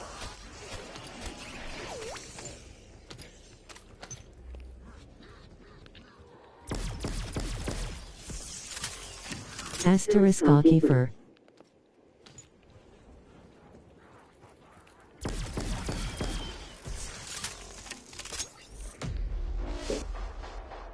Alright, round 50. I think exfil should be next round, but I don't have any hope that I'm gonna beat it, because, yeah. This is a pretty high round. Big Bad Bartley. Yeah. Round 51 is gonna be the exfil. Ugh.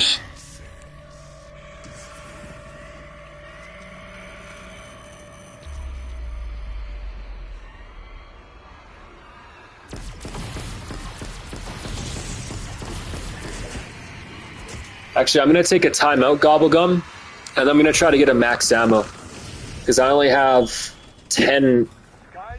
Oh, shit. No, it started. Fuck, I need the max ammo, Gobblegum. There's no way I can do this. Shit. Oh, no. Alright. There's no way I'm gonna do this. I'm still gonna attempt it, but it's gonna completely fail and backfire on me.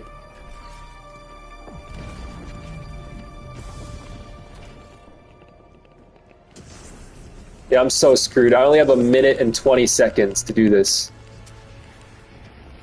Shit. Alright, let's wait for them to pile up.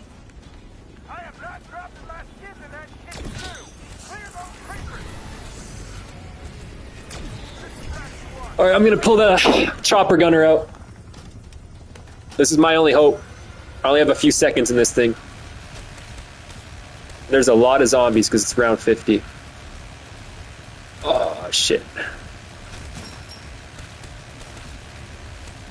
Yeah, there's no way I'm doing this.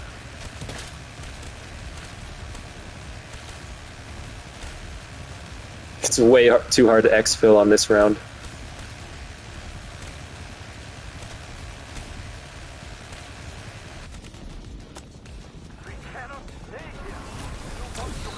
Look, there's just no way I can do it.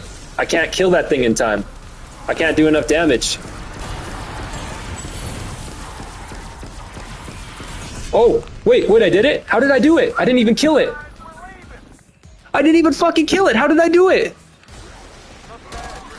Oh, wait, that thing spawned stuff. And then I got the quota. I met the quota. Lazy, your balcony still clear of bird poop. Let's go out. Yeah, it is. But they're coming back. Round 51 exfil solo. That's crazy. Oh, wait. They blocked your chat. YouTube is blocking you. Spencer, you are a douche.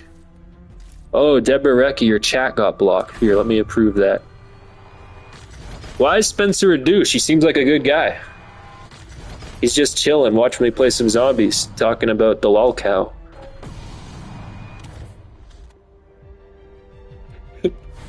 Alright, how many levels do I get? Probably not many.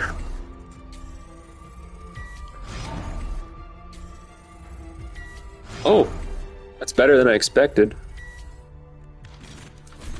Okay, let's see if my friends are online. Can I join them? Yo!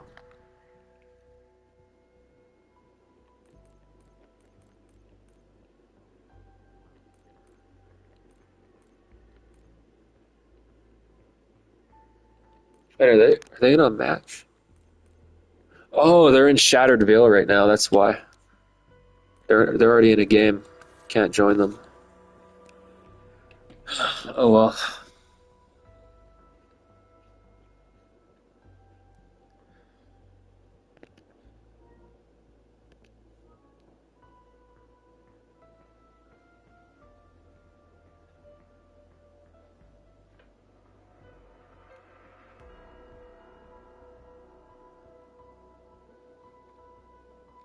Dad, you only live once is level 846. That's fucking crazy. This guy's been playing this game every day, hours on end since it came out. That is a insane level. This dude probably has 4,000 hours in on this game, or probably about 2,000. But still, that's crazy.